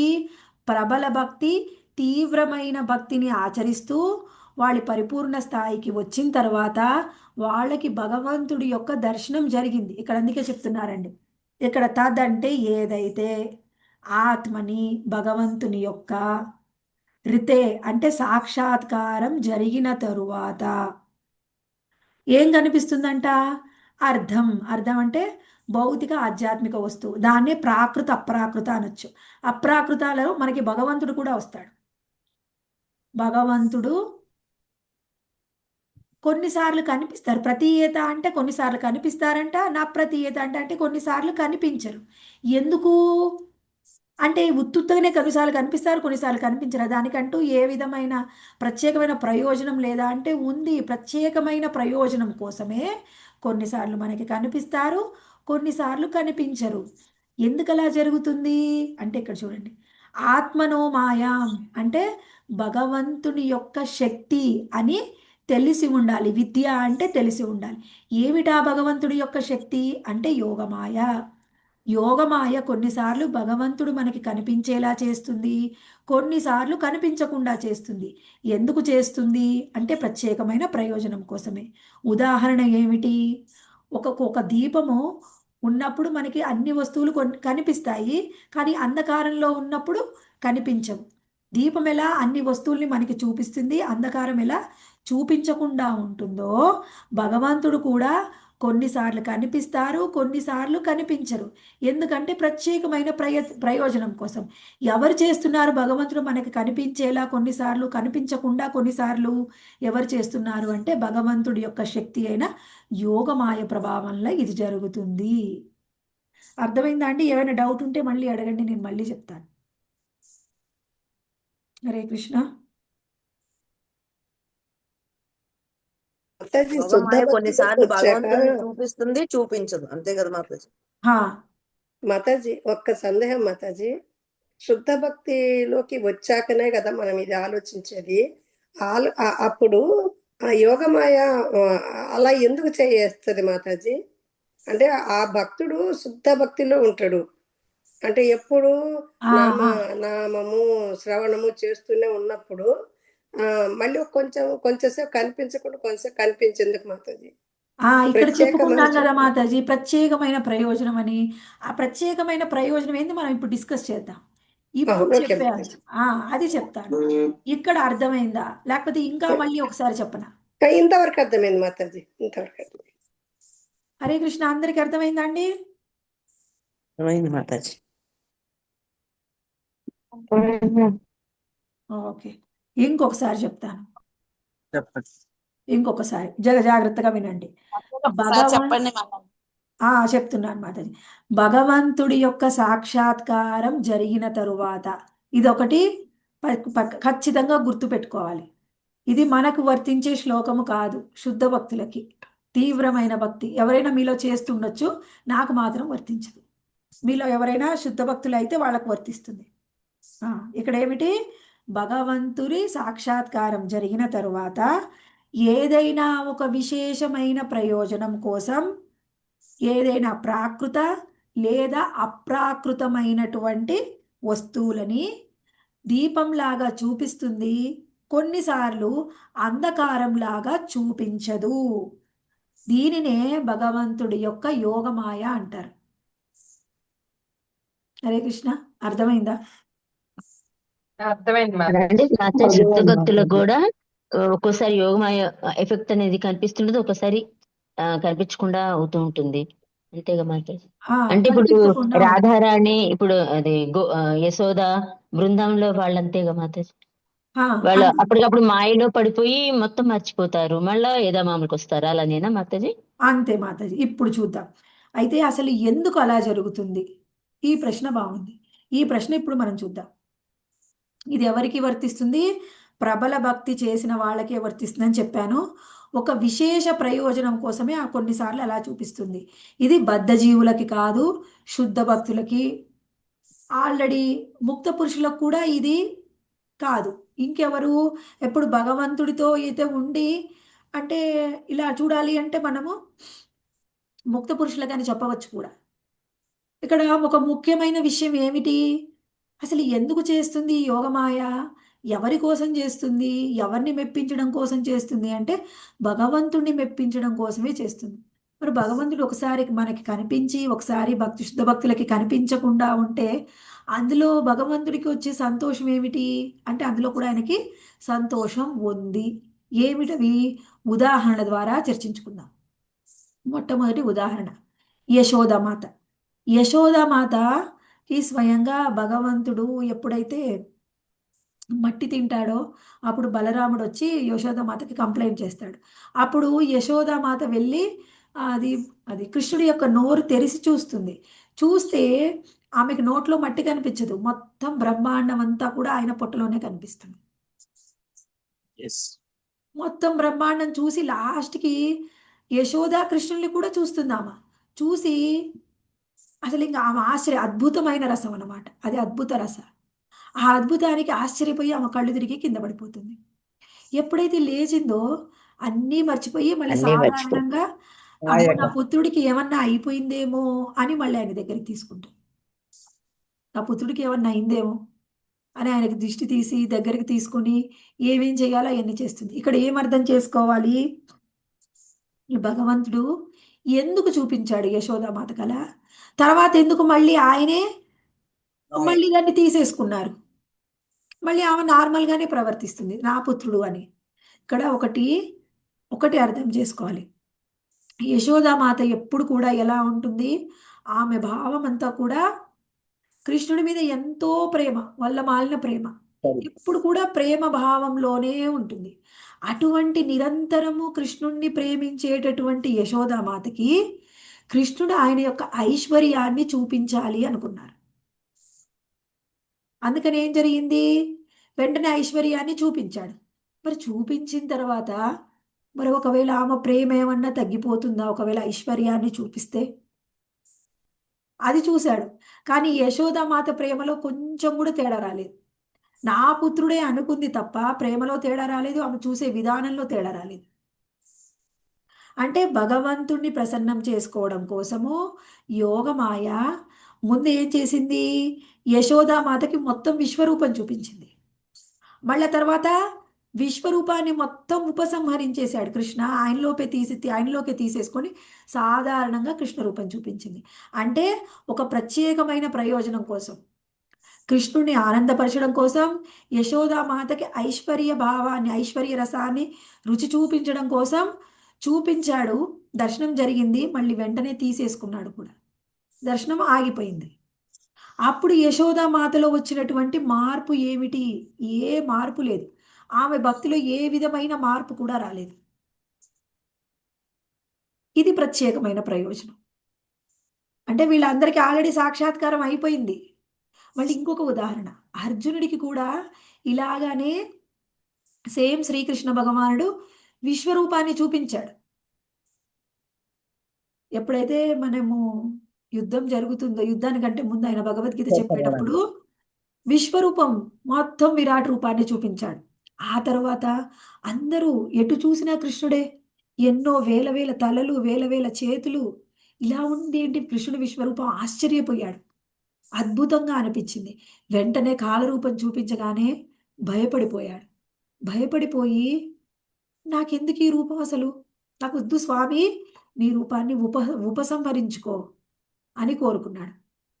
ఉపసంహరించుకున్న తర్వాత ఆయన మనసులో అనిపించింది అనమాట, దీనికంటే నీ మాధుర్య రూపం ఎంతో బాగుంటుంది, నీ కృష్ణ రూపం, నాకు ఆ రూపమే కావాలి, ఈ రూపం వద్దు అన్నాడు. ఆ రూపం కనిపించకుండా వెంటనే చతుర్భుజ నారాయణ రూపంలో దర్శనమిచ్చి ఆ తర్వాత ద్విభుజ రూపంలో మళ్ళీ మాధుర్య భావంలోకి వచ్చాడు. ఇక్కడ మనం అర్థం చేసుకోవాలి, చతుర్భుజ నారాయణ రూపం అంటే దేనికి ప్రతీక అంటే ఐశ్వర్యం ప్లస్ మాధుర్యం, ఐశ్వర్యంతో కూడిన మాధుర్యం. కానీ ద్విభుజ రూపంలో ఉన్న కృష్ణుడు శ్యామ సుందరంగా ప్రశాంతమైన రూపం మాతాజీ. ఆ ప్రశాంత రూపమే, కానీ అది ఓన్లీ మాధుర్య రూపం, ప్రేమ ఐశ్వర్యం భావం, లేదు. మాతాజీ ఓన్లీ ప్రేమ, ప్రేమ భావం. ఓన్లీ మాధుర్య రూపం, ఐశ్వర్యం లేదు. ఇక్కడ అర్థం చేసుకోవాలి.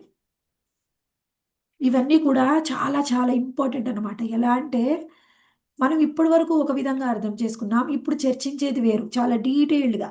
ఇదంతా కూడా మనకి ప్రీతి సందర్భాల్లో ఉందన్నమాట.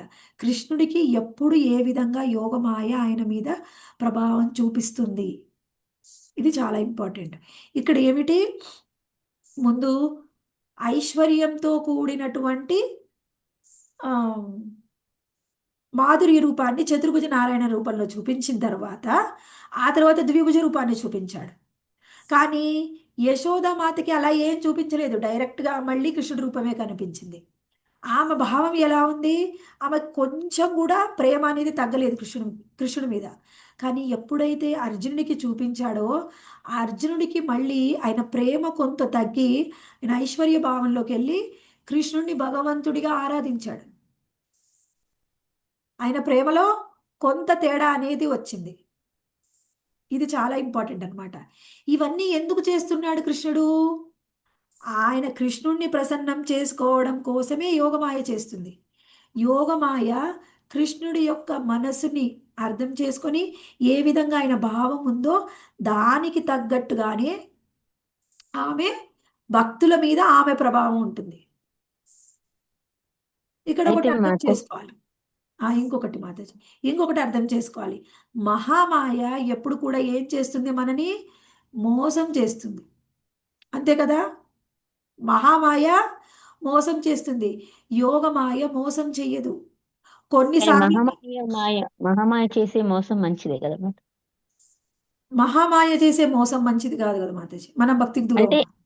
అంటే ఇప్పుడు వాళ్ళకి ఉంటుంది ఆయన పట్ల భావన అంతా ప్రేమ ఉంటుంది, కానీ ఆ మహామాయ తన ప్రభావం యోగమాయ తన ప్రభావం చూపించకపోతే మళ్ళీ వాళ్ళు అదే భావంలో ఉంటే ఆయన్ని భగవంతుడిగా కొలవలేరు కదా.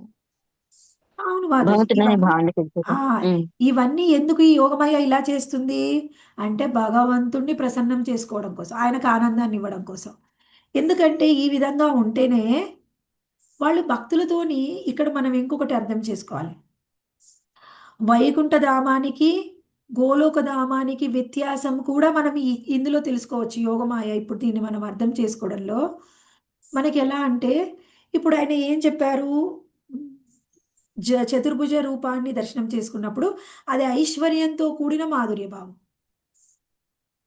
ఎవరైతే ఆ వైకుంఠ ధామంలో ఉంటారో భక్తులు, వాళ్ళకి ఏ విధమైన భక్తులతోని భగవంతుడి యొక్క స్వయంగా ప్రేమ వినిమయం ఏమీ ఉండదు. అంటే ఏమిటి, అక్కడ రసం అనేది ఉండదు. రసం అంటే ఏమిటి, భగవంతుడికి ఆనందాన్ని ఇవ్వడం, భగవంతుడి యొక్క ఆనందాన్ని ఇవ్వడము, ఆయనకి ఆనందాన్ని పంచుకోవడం.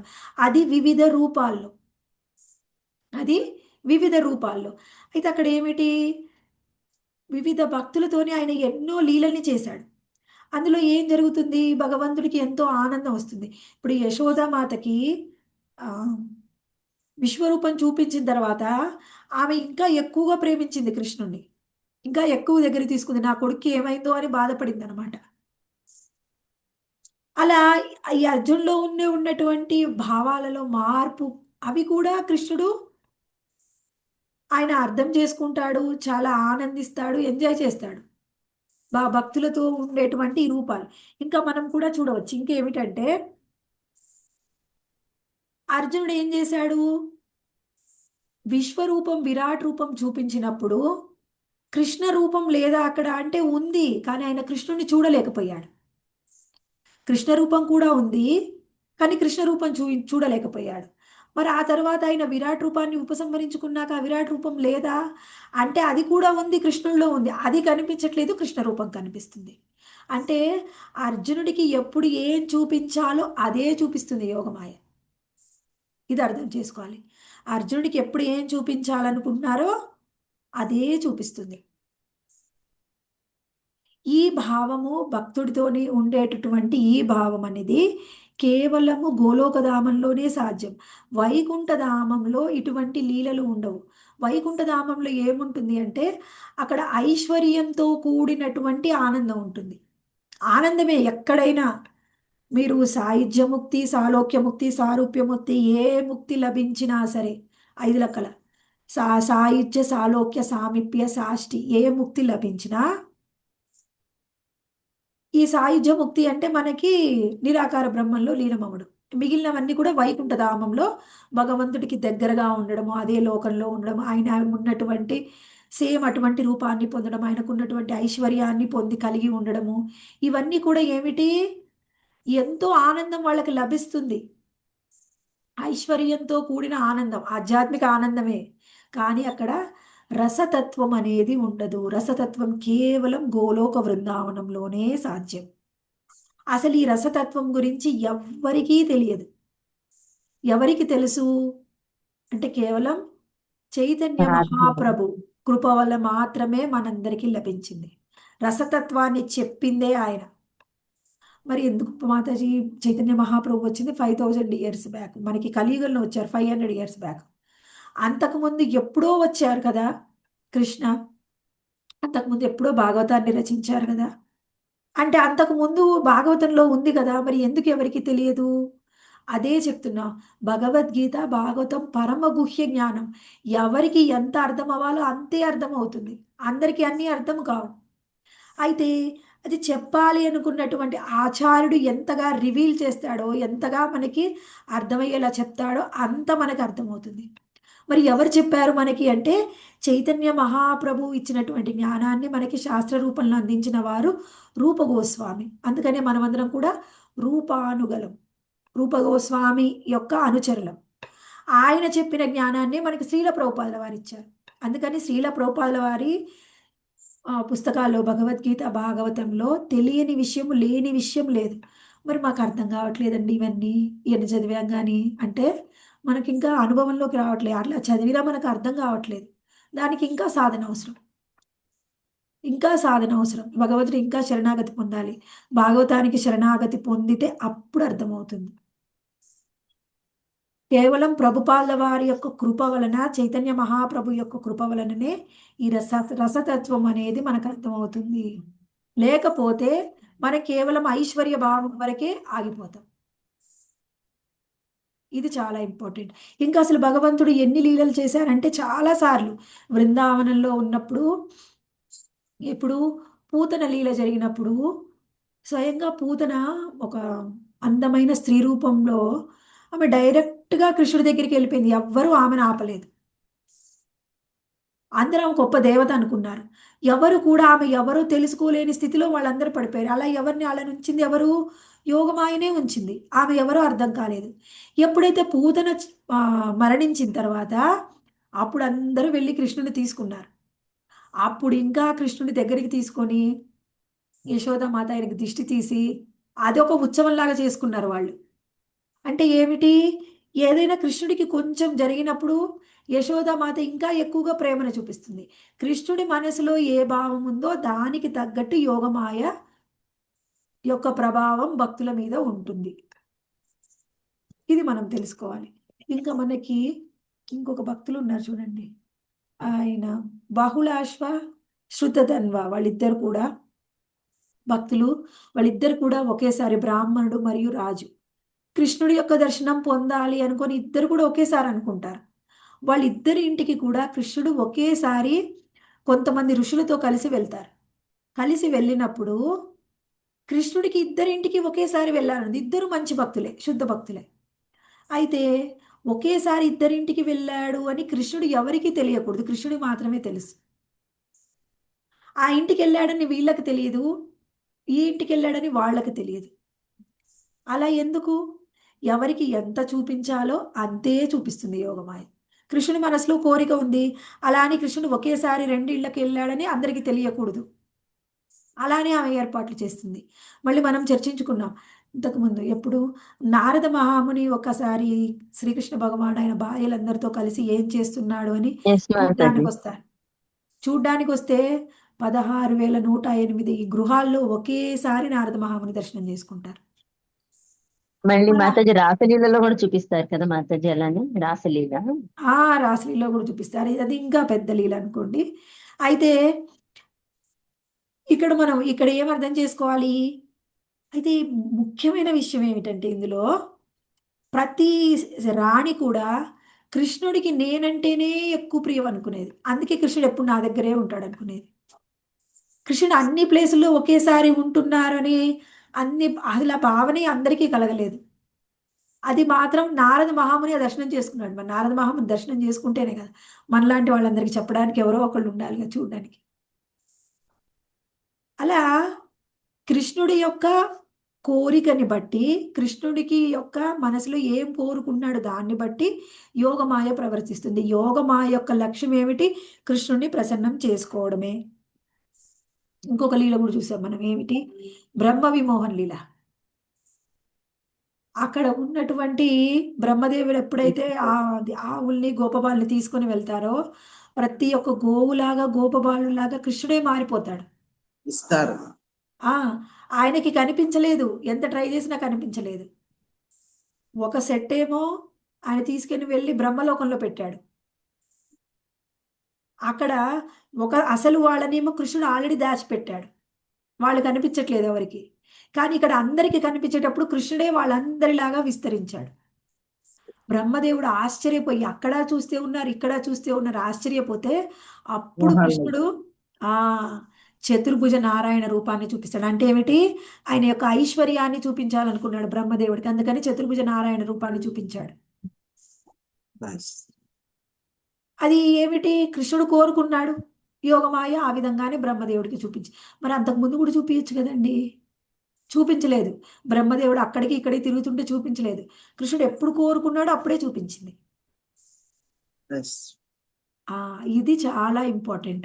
ఇప్పుడు మనకు అనిపిస్తుంది ఒక్కొక్కసారి, ఒకప్పుడు మీ అందరికీ ఏమైనా అనిపించిందో లేదో తెలియదు, నాకు భగవద్గీత భాగవతంలో అన్నీ ఉన్నాయి కదా, ఇంక ఈ గోస్వాములు రాసిన బుక్స్లో ఇంకేముంటాయో అనుకునేదాన్ని ఇంతకంటే. కానీ మనం ఇందులో చదివిన ప్రతి ఒక్కదాని యొక్క ఆంతరంగం మనకి గోస్వాములు రచించారు. మనం ఇంకా కృష్ణుడి గురించి ఎంత డీటెయిల్డ్గా తెలుసుకోవాలి అనుకుంటే అంత జ్ఞానం ఇచ్చారు మనకి. మనము తెలుసుకోలేక అలసిపోవాలి తప్ప మనకి జ్ఞానానికి, మనకి శాస్త్రానికి, తత్వానికి, మనకి కృష్ణతత్వానికి ఏ విధమైన లోటు లేదు. ఎంత కావాలంటే అంత తెలుసుకోవచ్చు. అయితే ఇక్కడ ఇది బాగుంది, కానీ విన్నప్పుడు అనిపించింది ఈ ప్రభావం అంతా ఎంతైనా శుద్ధ భక్తులకే కదా మాతాజీ, మనకు కాదు కదా అనిపిస్తుంది.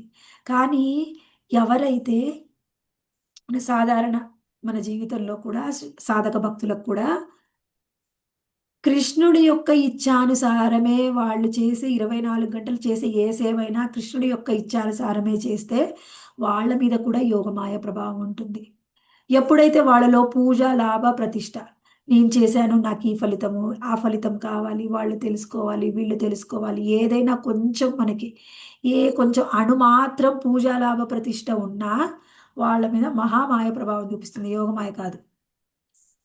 అంటే ఎవరు మన మీద ప్రభావం చూపించాలి అనడానికి మన లోపల ఉండే ఒక చిన్న భావమే అది నిర్ణయిస్తుంది. చిన్న భావం మన లోపల ఉన్నది అంటే ఎంత ఇంపార్టెంట్ చూడండి మన భావం. అందుకే కృష్ణుడు ఏమిటి, భావగ్రాహి జనార్దన.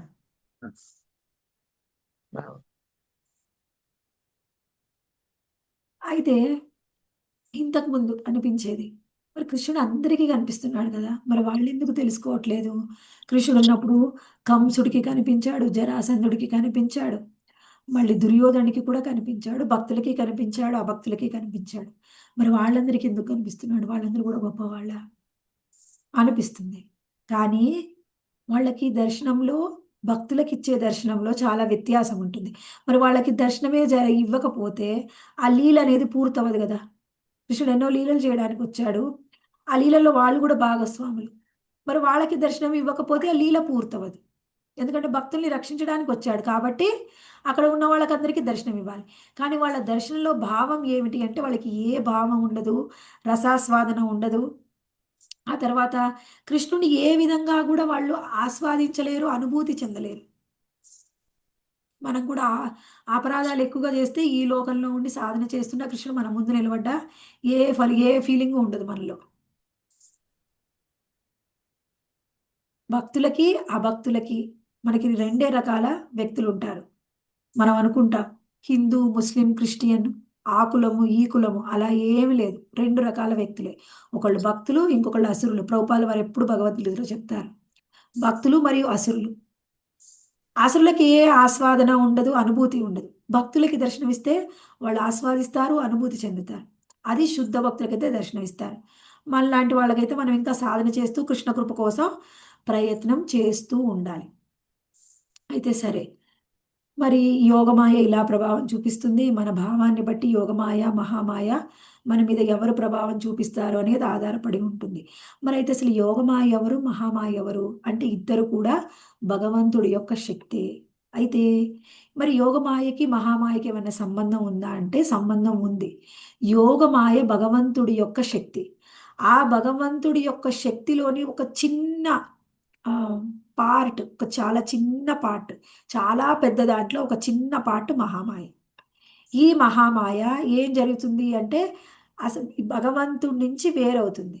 అందుకని భగవంతుడి నుంచి బహిరంగమైంది కాబట్టి బహిరంగ శక్తి అని చెప్తాం. ఆ బహిరంగ శక్తి భగవంతుడి నుంచి దూరం అయిపోయింది. అందుకని అది ఏమిటి, యోగమాయ డైరెక్ట్గా భక్తుల మీద ప్రభావం చూపిస్తుంది, ఈ బహిరంగ శక్తి అభక్తుల మీద ప్రభావం చూపిస్తుంది. ఈ మహామాయ ఇప్పుడు భక్తి ఇందాక చెప్పుకున్నాం, భక్తి అనేది చైతన్యమయం, అది చైతన్యంతో కూడి ఉంటుంది. భక్తుల మీద మనకి యోగమాయ ప్రభావం చూపిస్తుంది. అభక్తులు ఎప్పుడు జడంగా ఉంటారు, అందుకని వాళ్ళ మీద మహామాయ ప్రభావం చూపిస్తుంది, అది కూడా జడమయమే. ఇది ఒకటి మనము ముఖ్యంగా తెలుసుకోవాలి. అయితే ఎందుకలా జడమయము అని విన్నప్పుడు ఎలా జడమయం అవుతుంది అని నాకు అనిపించింది. అప్పుడు దానికి ప్రభుపాల వారు ఒక మంచి ఉదాహరణ ఇచ్చారు. ఏమిటంటే ఒక పాము కూసంని విడిచిపెట్టినప్పుడు పాము లోపల ఉన్నంత వరకు పాము ఎలా చైతన్యంగా ఉంటుందో ఆ కూసం కూడా చైతన్యమయమే, అది వేరుగానే ఉండదు. కానీ ఎప్పుడైతే అది విడిచిపెడుతుందో అది జడ పదార్థం, దాంట్లో చైతన్యం ఉండదు, అది ఒక ఇంకా అందులో ఏ చైతన్యం ఉండదు, అది చనిపోయిన దాంతో సమానం, ఆ జడమయం ఆ జడమయం. ఆ విధంగానే యోగమాయ నుంచి విడిపోయిన మహామాయ కూడా, అంటే భగవంతుడి నుంచి విడిపోయిన మహామాయ కూడా అలానే ఉంటుంది. అయితే మరి మనం ఏం చెప్పుకున్నా కానీ ప్రమాణం కావాలి కదా. ఇది భగవద్గీత 10th శ్రీమద్ భాగవతము 10th క్యాంటో 18 చాప్టర్ 38 శ్లోకాలు మనకి ఈ మహామాయ గురించి వేద స్థుతిలో మనకు వివరించారనమాట. ఇదే చదివినప్పుడు మనకు అర్థం కాదు, కానీ ఎవరైతే డీటెయిల్డ్గా చదువుతారో వాళ్ళకి ఇవన్నీ చాలా బాగా అర్థమవుతాయి. మహామాయ 3 రకాలు: ప్రధానం, విద్య మరియు అవిద్య. విద్య అవిద్య ప్రధానం గురించి మనము చాలాసార్లు చాలా డీటెయిల్డ్గా చర్చించుకున్నాము. ఈరోజు మనము యోగమాయ గురించి కూడా చర్చించాము. ఇప్పుడు శ్రీమద్ భాగవతం మరియు చైతన్య చరితామృతంలో ఉన్నటువంటి చతుశ్లోకి భాగవతంలోని 2వ శ్లోకం యొక్క 2 రకాల అర్థాలని, ఒకటి మహామాయ గురించి, యోగమాయ గురించి కూడా చర్చించుకున్నాం. ఏమైనా ప్రశ్నలు ఉంటే చూద్దాం. ప్రశ్నలు ఉంటే అడగండి. మాతాజీ చిన్న సందేహం మాతాజీ. ఇప్పుడు మహామాయలో నుంచి చిన్న పార్ట్ విడిపోయి అది యోగమాయలో చిన్న పార్ట్ విడిపోయి అది యోగమాయగా అయిపోయింది, మహామాయగా అయిపోయింది. కానీ మళ్ళీ ఒకసారి చెప్పారు కదా మాతాజీ, ఈ మహామాయ భక్తులను పరీక్ష చేసి యోగమాయకి పంపిస్తే అక్కడ కూడా పరీక్ష అయిన తర్వాత భగవంతుని దగ్గర చేరుతామని చెప్పారు కదా మాతాజీ. అంతే కదా మాతాజీ? అంటే ఇప్పుడు శుద్ధ భక్తుల మీద కూడా మహామాయ పనిచేస్తుంది కదా మాతాజీ. అంటే పరీక్షలు పెట్టుద్ది కదా మాతాజీ, అంటే టెస్టులు పెట్టుతుంది కదా మాతాజీ. పెట్టదు మాతాజీ. శుద్ధ భక్తులు అయ్యారు అంటే వాళ్ళ మీద మహామాయ ప్రభావం ఉండదు, కేవలం యోగమాయ ప్రభావమే ఉంటుంది. పరీక్షలు కూడా పెట్టదు. ఇంకా పరీక్షలు ఉంటాయి, పరీక్ష పెట్టినా పెట్టేది అంతా వాళ్ళ చూసేది మొత్తం యోగమాయ ఉంటుంది. మహామాయ వాళ్ళ మీద ఏ విధమైన ప్రభావం చూపించదు. మాతాజీ అక్కడ యోగమాయ పరీక్ష పెడుతుంది, యోగమాయ కఠిన ఉంటుంది, దాన్ని దాటుకొని వెళ్ళాలని చెప్పింది. అవును మాత, యోగమాయ పరీక్ష ఇప్పుడే కదా మనం చూసాము. కొన్నిసార్లు కృష్ణుడు కనిపిస్తాడు, కొన్నిసార్లు కనిపించడని. అది కూడా యోగమాయ పెట్టినట్లే కదా మాతాజీ. యోగమాయే చూసుకుంటుంది ఏదైనా. ఇంకా వాళ్ళ అర్జునుడికి కూడా యోగమాయే. ఓకే, శుద్ధ భక్తులకి ఏది చేసినా యోగమాయ చేస్తుంది, పరీక్షలు పెట్టిన. అవును మాతాజీ. హరే కృష్ణ మాతాజీ, హరే కృష్ణ మాతాజీ. ఇప్పుడు ఇందాక చెప్పారు కదా, పాము కుబుసం విడిచినప్పుడు అది ఆయనతో ఉన్నంతసేపు దానికి ఉండే శక్తి అద్భుతమైంది. పాము నుంచి ఆ కుబుసం ఎప్పుడైతే బయటకు వచ్చిందో దానికి ఇక ఆయనతో ఇక ఆ కనెక్టివిటీ అనేది లేదు, బయటకు వచ్చింది కదా, అది మహామాయ మాతాజీ. అదే మహామాయ మాతాజీ. అలాంటి అయితే యోగమాయ అయితే మాత్రం ఇప్పుడు ఎలా అయితే పాములోనే అది ఉంటుంది, కానీ అది ఎప్పుడప్పుడు ప్రదర్శిస్తుంటుంది, ఒక్కసారి భక్తులకి ప్రదర్శించదు. అంతేనా మాతాజీ? యోగమాయ ఎప్పుడు భగవంతుడితోనే కలిసే ఉంటుంది, భగవంతుడికి వేరుగా ఉండదు. భగవంతుడి యొక్క భావం అనుగుణంగా యోగమాయ పనిచేస్తుంది, అంతే కదా? భగవంతుడి యొక్క భావాలకు అనుగుణంగా. మనం భగవంతుడికి సరెండర్ అయినప్పుడు మళ్ళీ యోగమాయ ఎందుకు పరీక్షలు పెడుతుంది మాతాజీ? మళ్ళీ యోగమాయలోకి వెళ్ళడం ఏంటి మాతాజీ? మనం ఇందాక చెప్పాను కదా, పరీక్ష అని కాదు అక్కడ, భగవంతుడిని ప్రసన్నం చేసుకోవడం కోసం వివిధ లీలల్లో భాగంగా అలా ప్రవర్తిస్తుంది, వివిధ లీలలు చేయడం కోసం, అంతే. ఇప్పుడు యశోదామాతకి కృష్ణుడు ఎప్పుడు దేవుడు అని తెలిస్తే అందులో ఇంకా ఏముంది? ఆ లీల పరిపూర్ణం అవ్వదు, అది భగవంతుడిగానే చూస్తుంది కదా ఆమె. అలా యోగమాయ ప్రభావం చూపిస్తుంది భక్తుల మీద. మాతాజీ ఇంకా ఇందా చెప్పారు కదా, ఇప్పుడు అర్జునుడికి విశ్వరూపం చూపించినప్పుడు అందులో మాధుర్య భావన, మళ్ళీనేమో ఐశ్వర్య భావన రెండు కనిపిస్తాయి అన్నారు కదా. అంటే దాంట్లో ఎక్కువ ఐశ్వర్య భావన కనిపిస్తుంది కదా మాతాజీ. భక్తులు మాత్రం మాధుర్య భావన కూడా చూడగలుగుతారు, అదే కొంచెం అభక్తులు అయితే ఓన్లీ ఐశ్వర్య భావన చూడగలుగుతారు. అంతేనా మాతాజీ?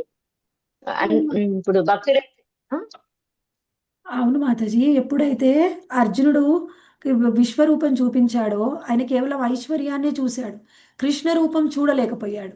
ఎప్పుడైతే విరాట్ రూపాన్ని ఉపసంహరించుకున్న తర్వాతనే కృష్ణ రూపాన్ని చూశాడు. అంటే ఆయన కృష్ణ రూపం అన్నిసార్లు ఆయన కనిపించలేదు, అవసరమైనప్పుడు ఆయనకి యోగమాయ విరాట్ రూపాన్ని చూపించింది, తర్వాత దాన్ని ఉపసంహరించింది, తర్వాత కృష్ణుడిని చూపించింది, అప్పుడు విరాట్ రూపం ఉపసంహరించింది. అయితే రెండు కూడా అర్జునుడు చూశారన్నారు కదా మాత, ఈ రెండు ఆయన దాంట్లో ఫీల్ అయ్యారు, ఐశ్వర్య భావన మాధుర్య భావన రెండు ఫీల్ అయ్యారని చెప్పారు. రెండు ఫీల్ అయ్యారు. కానీ ఎప్పుడైతే ఆయన అది చూసారో వెంటనే యశోదామాతకి ఆయన యొక్క ఐశ్వర్యాన్ని చూసినా ఆమె ప్రేమలో కొంచెం కూడా తేడా రాలేదు. కానీ అర్జున్లో కొంచెం తేడా వచ్చింది. వెంటనే ఆయన కృష్ణుని దేవుడిగా చూసి ఆయన ఆరాధించాడు అనమాట. సో మాతాజీ ఇప్పుడు అర్జునుడు ఇప్పుడు యశోద కనుక చూస్తే యశోద ఇంకా అంతకంటే అతీతమైనటువంటి ఆ స్థితిలోకి వెళ్ళిపోయారని అనుకోవచ్చుగా. ఇంకా అసలు ఆమెలో ఎటువంటి ఐశ్వర్యం మొత్తం ఇక మాధుర్య భావనే ఆమెకు ఫుల్గా. అవును మాతాజీ. మాతాజీ భక్తి భావంలో ఫస్ట్ యశోదామాత, తర్వాత గోపికలు వస్తారు కదా మాతాజీ. లేదు, వాత్సల్య వాళ్ళిద్దరి భావం మాతాజీ, వాత్సల్య భావం. యశోద భావం వాళ్ళిద్దరి భావం వేరు. యశోదామాత భావం వాత్సల్య భావం, గోపికలది మాధుర్య భావం. మాధుర్య భావం. మాతాజీ అయితే రాధారాణి ఒకళ్ళు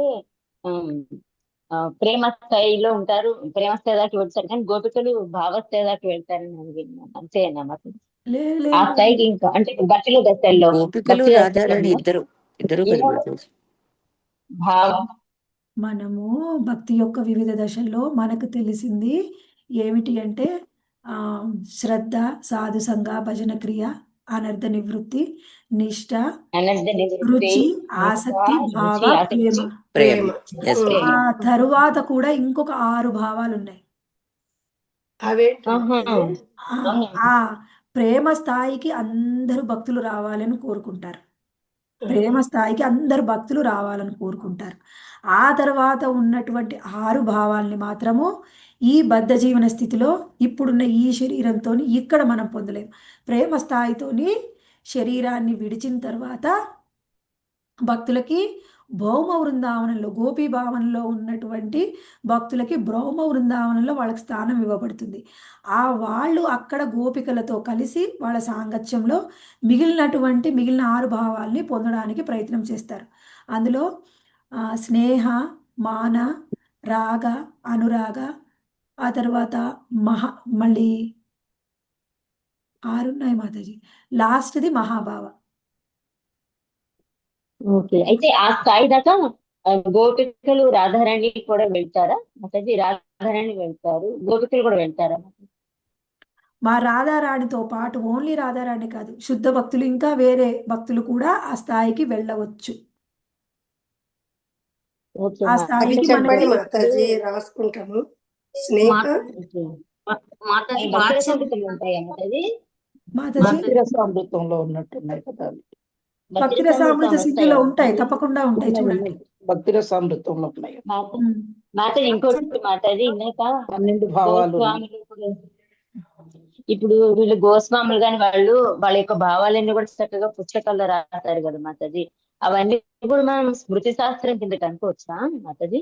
స్మృతి శాస్త్రం అలా ఇప్పుడు అనుకోవచ్చా? ఇప్పుడు వేద పురాణాలు, ఉపనిషత్తులు ఎలా స్మృతి శాస్త్రం వాళ్ళ వీళ్ళు కూడా వాళ్ళ భావాలు ఇచ్చారు కదా, అట్లా అనుకోవచ్చా? అనుకోవచ్చు మాతాజీ, అనుకోవచ్చు. యశోదమాత కృష్ణుని వాత్సల్య భావం అంటే చిన్న పిల్లల్లాగా అలా ప్రేమ కొంచుతా అలా చూసారు, వాత్సల్యంగా చూసారు, వాత్సల్య భావం ఉన్నారు. మాధురి భావం అంటే కృష్ణుడు రాసలీల ఆడేటప్పుడు ఆ ఫ్లూట్ ఊదినప్పుడు వీళ్ళు తన్మయత్వం చెందేది మాధుర్య భావం. మాతాజీ ఇంకేమన్నా ఉన్నా? అదే మాతాజీ, అదే. కాకపోతే ఓవరాల్గా కృష్ణుడు బృందావన వాసులతో కలిసిందంతా అక్కడైన భావం మాధుర్య భావం చెప్తాము. కానీ పర్టికులర్గా చూసినప్పుడు మాత్రము వాత్సల్య భావంలో ఉంది యశోదామాత, గోపికలు ఉన్నారు మాధుర్య భావంలో, అక్కడ ఉన్న గోపబాలురందరూ కూడా సాఖ్య భావంలో ఉన్నారు. మాధురి భావం అంటే ఇంకొంచెం డీటెయిల్ చెప్తాను. అంటే మాధుర్యం అంటే ఇక్కడ ఉన్నతమైన ప్రేమ, ఉన్నతమైన ప్రేమ, ఇక అంతకంటే మించింది లేదంటే ప్రేమ మాతాజీ, ఒక ప్రేయసి ప్రియుడితో చేసేది ఉన్నతమైన ప్రేమ, ఇక అసలు అంతకు మించింది లేదు మాతాజీ. అంతే మాతాజీ. అయితే ఇక్కడ మనం ఒకటి అర్థం చేసుకోవాలి. మనకి వైకుంఠధామంలో మనకి లక్ష్మీనారాయణులు, సీతారాములు మరియు ద్వారకాధీశుడు మరియు రుక్మిణి వాళ్ళది స్వకీయ భావం, కృష్ణుడి మీద ప్రేమ భావమే. వాళ్ళందరూ కూడా కృష్ణుడికి కంపానియన్స్, అంటే ఆ కృష్ణుడి యొక్క పార్ట్నర్స్. కానీ వాళ్ళది స్వకీయ భావం. స్వకీయ భావంలో ఎలా ఉంటుంది అంటే అది అల్టిమేట్ ప్రేమ అనేది పొందలేరు. స్వకీయ భావంలో నా అనే ఒక ఫీలింగ్ ఉంటుంది. ఎలా ఉన్నా నా వాడే అనే ఒక ఫీలింగ్ ఉంటుంది. పరకీయ భావం అనమాట పరకీయ. రాధారాణి మరియు కృష్ణుడిది. అంటే వాళ్ళకి వివాహం జరగలేదు, మనందరికీ తెలిసి వివాహం జరగలేదు, కానీ అది వేరుగా చూస్తే జరిగింది, అది వేరే విషయం. కాకపోతే అది కృష్ణుడికి గోపికలకు ఉండే భావం అనేది ఏ విధమైన నియమ నిబంధనలకి లోబడి ఉండదు. ఎందుకంటే కృష్ణుడే నియమ నిబంధనలకి లోబడి ఉండడు, ఎందుకంటే అన్నీ సృష్టించింది ఆయనే. ఆయన కట్టుకుని అసలు మనం అందరం ఉన్నది ఆయనకి ప్లెజర్ ఇవ్వడం కోసం, ఆయనకి సంతోషాన్ని ఇవ్వడం కోసమే. ఎందుకు మాతాజీ ఆయనకు మనం ఎందుకు ఇవ్వాలి? ఇవ్వడం అనేది మన భావము, అదే ప్రేమ, అదే భక్తి. కానీ కృష్ణుడికి ఎంత కొంచెం ఇచ్చినా ఎన్నో లక్ష రెట్లు మనకే ఎక్కువగా వస్తుంది, కానీ నాకు వస్తుంది అనే భావంతో మనం ఇవ్వకూడదు. అది చాలా చాలా తప్పు. ఎప్పటికీ అది శుద్ధ భక్తి అవ్వదు. కృష్ణుని ఆనందింపజేయాలనే భావం ఉండాలి ఎప్పుడు. చెయ్యాలన్న భావం. ఏం చేసినా కృష్ణుడిని నేను ఎలా ప్రసన్నం చేసుకోవాలి, ప్రసన్నం ఇది చేసుకోవాలి. నేను ఈ భక్తురాలతో ఇలా మాట్లాడాను, మా కుటుంబ సభ్యులతో ఇలా మాట్లాడి, నేను ఇలా ప్రవర్తించాను, ఇలా చేస్తే నీ కృష్ణుడికి నచ్చుతుందా, ఇలా చేస్తే మా గురువుకు నచ్చుతుందా? ఎప్పుడు మన ప్రతి భావం అలానే ఉండాలి. ఒక్కనే ప్రేమ భక్తి. మాతాజీ అంటే గురువు గారికి అది భక్తి భావం కదా మాతాజీ, అలా అనుకునేది భక్తి భావం. ఆ, కృష్ణుడి మనం మీద అలా ఉంటాం, అదే భక్తి. అవును మాతాజీ. భక్తి భావం. కృష్ణుడిని గురువుని ఎలా ప్రసన్నం చేసుకోవాలి, ఎప్పుడు మనం అదే ఆలోచించాలి. గురువు ప్రసన్నమైతే కృష్ణుడు ఆటోమేటిక్ గా అవుతాడు. ప్రశ్న అయిపోతాడు. ఆ, Yes, ma'am. అందుకని Yes, కృష్ణుడిని ప్రసాద. ప్రసన్నం చేసుకోవడం డైరెక్ట్ గా మనం ఏం చేయక్కర్లేదు. గురువుని గురువు ప్రసన్నం చేసుకుంటే గురువుని కృష్ణుడు ప్రసన్నం ఆటోమేటిక్ గా చేసుకోవాలి. అవుతాడు. ఎందుకంటే కృష్ణుడికి ఏం నచ్చుతుందో తెలియదు, కానీ మన గురు మహారాజ్ ఇది చెయ్యండి ఇది చెయ్యండి అని ఎప్పుడు మొత్తుకుంటున్నాడు పాపం, అది మనకు తెలుసు కదా. ఆ, అందుకు కృష్ణుడి కోరికంతా గురు మహారాజు నోటి ద్వారానే మనం ఈయన హరే కృష్ణవంత జయవంతి. అర్థం అంటే మా అందరికి చేసుకోవాలి. గురువు రాలేదండి అనుకోకు, ప్రభుపాదుల వారు మనందరికీ గురువు, ఆయన ఏం చెప్తున్నారో అది మనందరికీ తెలుసు. Yes. కానీ మనం పాటించడం లేదు అంతే. ఆయన రూపాయలు వారి ఆంతరంగిక శాస్త్ర సేవకుడు దీక్ష కాబట్టి గురువు అందరూ. గురువు ఆంతరంగిక సేవకుడు కాబట్టి మనం గురువుని గట్టిగా పట్టుకుంటే చాలు కదండి. చాలు మాతాజీ, గురువు ప్రసన్నమైతే ఆయన అయినట్టే. కృష్ణుడి ఇన్స్ట్రక్షన్స్ అన్ని గురువు ద్వారానే మనం తెలుసుకోగలుగుతాం. అవును మాతాజీ. హరే కృష్ణ. ఒకటి మనసులో పెట్టుకోవాలి అసలు ఎప్పుడు. అవును మాతాజీ. హరే కృష్ణ.